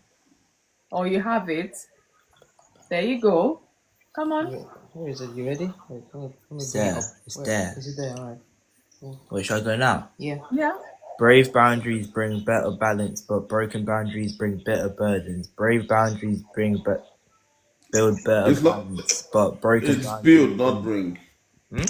Okay. Oh no, bring that's better burdens. Brave boundaries bring better balance, but broken boundaries bring bitter burdens. Well done. well. Let's just clap a bit because I keep hearing brave boundaries bring is build, and you said that throughout, and it's not fast enough, but well done. So, sis, I'm gonna give you this gift, but it's not for you. Can I try? Let me try, and then maybe you can give both of us. Well, then you sort them out. Okay, let's try. Come All on. right, let's do this. Brave boundaries bring better balance, but broken boundaries bring bitter burdens. No blabbing. No blabbing. All right, let me go again. I can see my village people want to come out today. You people will not get me. Amen. Brave boundaries bring better balance, but broken Build. boundaries Build. I need my glasses. I don't see the damn thing.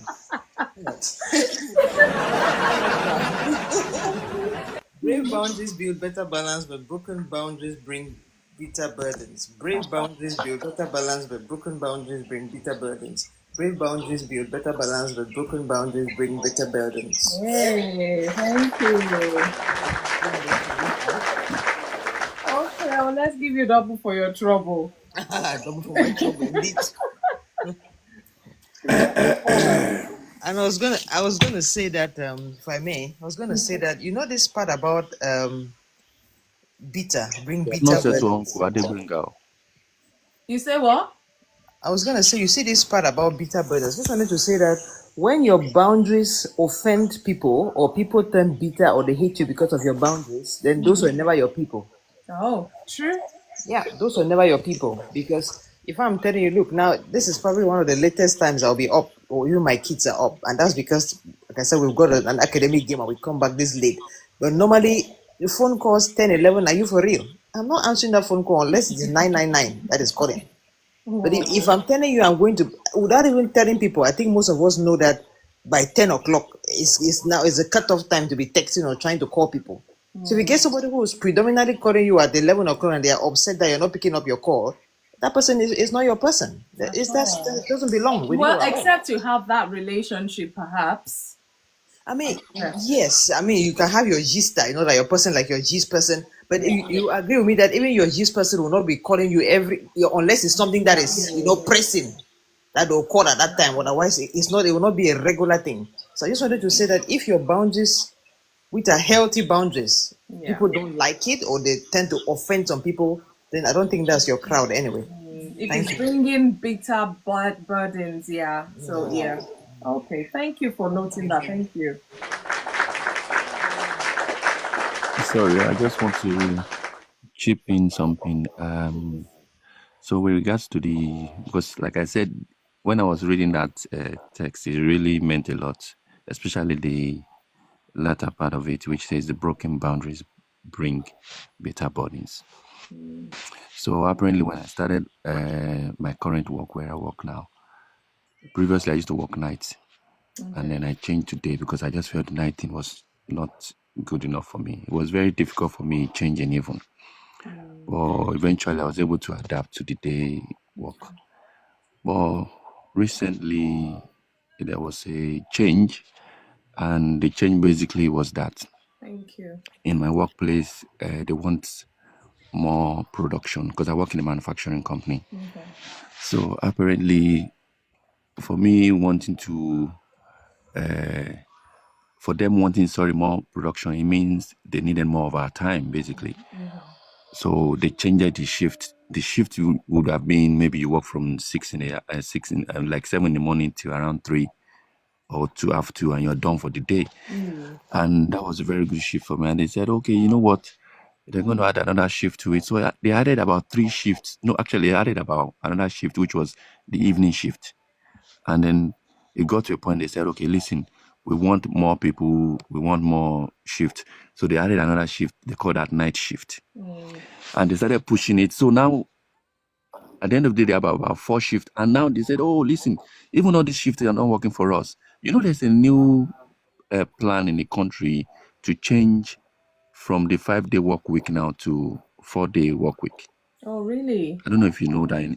I think even in England they are trying to do 3-day work week, where you work 3 days in a week, as opposed to working the 5 days. So They will not now make they you knew that do change is 18 coming. hours in one day. I hope not. So you will be doing 12 hours in a day. Because of apparently what they figured out is that people will be able to do just 3 days instead of you going to work every 5 days. Then you have more time with your family. Oh, I see. All sort of many things, which to some extent, it might be good. But me, as for me, I didn't even know about this. It was later that when they started making all these changes, I'm like, okay, let me even see what's going on. And I found out, okay, this is what the country is intending to do. It's going to be it's going to be a general thing. So it's not necessarily about me, but I didn't know in time. Okay, thank you, sis. So when they said, okay, you know what, you have to do 12-hour shift. In my head, I'm like, are you guys joking? Like, wow. You mean I'll be working for all 12 hours? Even though there were opportunities, because obviously it means if you work 12-hour shift, one, you are taking off your normal shift, and then that way they can even give you a higher position. I'm like, I don't want it. You are using the position to, try to get me in. So I refused. But now they now make it worse. They said 2 days you will work in the morning, 2 days you work in the night. And that really, it was very painful. So when he says broken boundaries, you see, my boundary before was that there's no way in the world I'm going to work for any company more than my 8 hours. Wow. But now, whether I like it or not, so sometimes you can set boundaries, but there are some people that can break boundaries that you can't you can't do nothing about. And that's I think that's where I'm coming to, that Maybe it can be like this for me. It's like, yeah, go on. yeah, go ahead. I want to.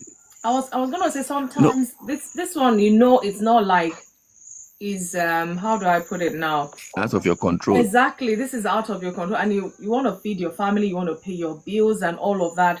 I mean, it's not in every aspect that this is the case. It's just work. Do you understand? If Yes, of course. a best friend cannot dangle this on you. You will walk, you will break you will break that boundary, as in, no, you don't want to be put in bondage as such. But then even this work one, look at it, you have more days eventually for your family. So it's just that the mind is said, no, 8 hours, it has to be 8 hours, but your mind is not processing, okay, do your 36 hours in 3 days and have 4 days to your family. So your mind needs to balance the thinking. I know it's hard. So in a way, still, you've broken your boundary, but it's more on the positive side for you, if you look at it that way. I don't know. I agree with you. If you I see agree that with way. you to some extent, really. I know.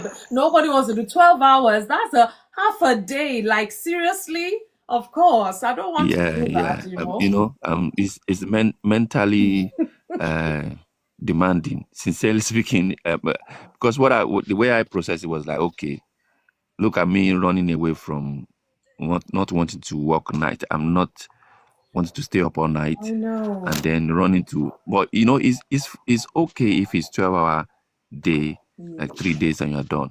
No, mine is 12 hours, 2 days. Like it's 48 hours for me, because my company is asking for 2 days and 2 nights. Wow. So which is terrible. Like so it's like the burden.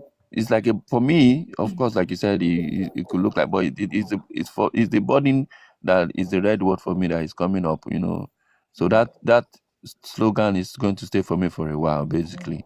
Okay, and I just bought At it least it's as a tongue twister, of course, relating to the topic as well. So yeah, brave boundaries build better balance. Brave. it's built better balance, It's yeah. not easy. Boundaries are not easy. You have to be brave to set them. You have to be brave to follow them. You know, it says, but broken boundaries bring bitter burdens. Of course, when somebody breaks that boundary, of course, you feel bitter. It's like a bitter burden. So it's just like a statement of truth, not even fact. It's truth, really. But God will help us to balance things, to be brave where we need to be brave, to be bold where we need to be bold. I know sometimes it's hard, it's challenging, difficult, but in the long run, the gain in the long run will be worth it. So I know. God will give you wisdom, Oluto. So on that note, have you I'm seen hearing something? this tonight, like, it's just something because recently I've been trying to process this that how am I going to cope? Because obviously many people are gonna leave the work. If you have options, you want to leave, you want to look for Yeah, another job and stuff. yeah. But you Sure, have make to sure you get understand that another sometimes. one before you leave, though. Make sure you get another one before you leave so that the transition will be smooth. Yeah. Yeah, of course. Yeah. God will help you and God will sustain you regardless. Amen. Thank you, man. Thank you. You're welcome. Thank you, everybody, tonight. Thank you for making me laugh, Kenneth. Thank you so much, Oluto. Thank you for your submissions. Sheung, who's dropped off. She's so tall, who's dropped off. Welfare to wealth. I'm not going to say greatness. Welfare to wealth. Thank you so much. Susan, Elder Debbie, Elder Adegbenga, who's dropped off as well. And Ayode Baba, I think the network is really playing on you, but thank you so much for coming back even. Leslie, thank you so much. I really appreciate you. Elder Thank you Kenneth, for having us. thank you. At least we do not blow the airwaves tonight, so we're good. Elder Debbie, No. no offering. Look at our tapping, oh. A13, wherever you are, please. So I need to go and find him. A13 is our tap lifeline. We can always tell when he's not here. Hey. It's happening since we started. This is I 60. saw Debbie. I'm seeing Debbie now. Hey. One or two, but thank you. Thank you so much. Look how 67,000. We tried all the same. Thank you. Guys, I appreciate every single one of you. I know it's late. Please sleep well. The few hours you're going to get, it will do your body good in the name of Jesus. God bless you. Enjoy the rest of the week and happy October, my month. Wow. Oh my goodness. In fact, nobody can step on me this October because I'm always happiest in October. I wish you happy October just one day. So by Thursday when we meet, it will be in my month October. Please let me know the schedule for your live stream. Every Monday, every Thursday, 8 p.m. UK time. That's when we come live. And like I said, on Mondays, we talk about individual talks. And on Thursday, we talk about marriage topics, marriage issues that couples shy away from. So those are the 2 days I come on live. Well, technically, I come on again on Saturday, but I help out a friend. The big one, we call him. He does his thing, voices everywhere. We talk about Nigerian politics, sports, movies, topical issues relating to Nigeria because Nigeria must survive, So you can catch me there on Saturday, 10:30 a.m. with the big one on Voices Everywhere because I support that. I'm producing him, as he loves to say. My producer, I'm like, hey, what are we producing? We're producing. So I'm producing Voices Everywhere with Komi Sanusi as well. So on Saturdays, you'll catch me live 10:30 a.m. Please be part of that as well. Support that community because I believe in him strongly as well.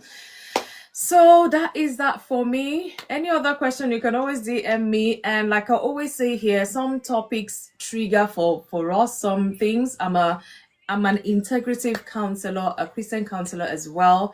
Please, if you want to book sessions, go to the Lighthouse Counseling Services, book your session if you must. Otherwise, I always say on TikTok, if anything was triggered for you, please reach out. We'll find a space to talk about it because we have to be okay.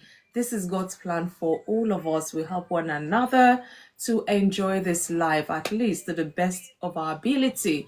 So please reach out if you want to talk, if you need that space to talk and process things. And I pray the Lord will continue to strengthen all of us. Guys, I'm gonna love you and leave you. We need part 2 of communication. We will see, because like I say, I have the topics already till the end of the year, so I don't know if I have to move things around. Let me see. We'll see what will happen. But thank you. It was a blast. Even me, I'm like, what? Well, thank God. At least that means we're making impact. We might seem small, but we're making impact by the grace of God. Thank you all so much. Enjoy the night rest. Happy October in advance. God bless you all. I'll see you on Thursday, 8 p.m. UK time by the grace of God. Good night, everybody. Ready for part 2. Good night, Oluto. Good night, Suzanne. Don't work too hard, though. Elder Kenneth as well. I hope somebody has taken over from you. Debbie, thank you. Welfare to Wealth, thank you so much. Leslie, God bless you. Elder Adefinga Jojo, I see you as well. And to all those there, MF, I see you. King T, I see you. God bless you. Bring understanding and love.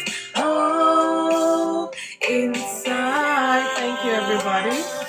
Enjoy the night rest. Inside. All around me, yeah. Inside. Good night.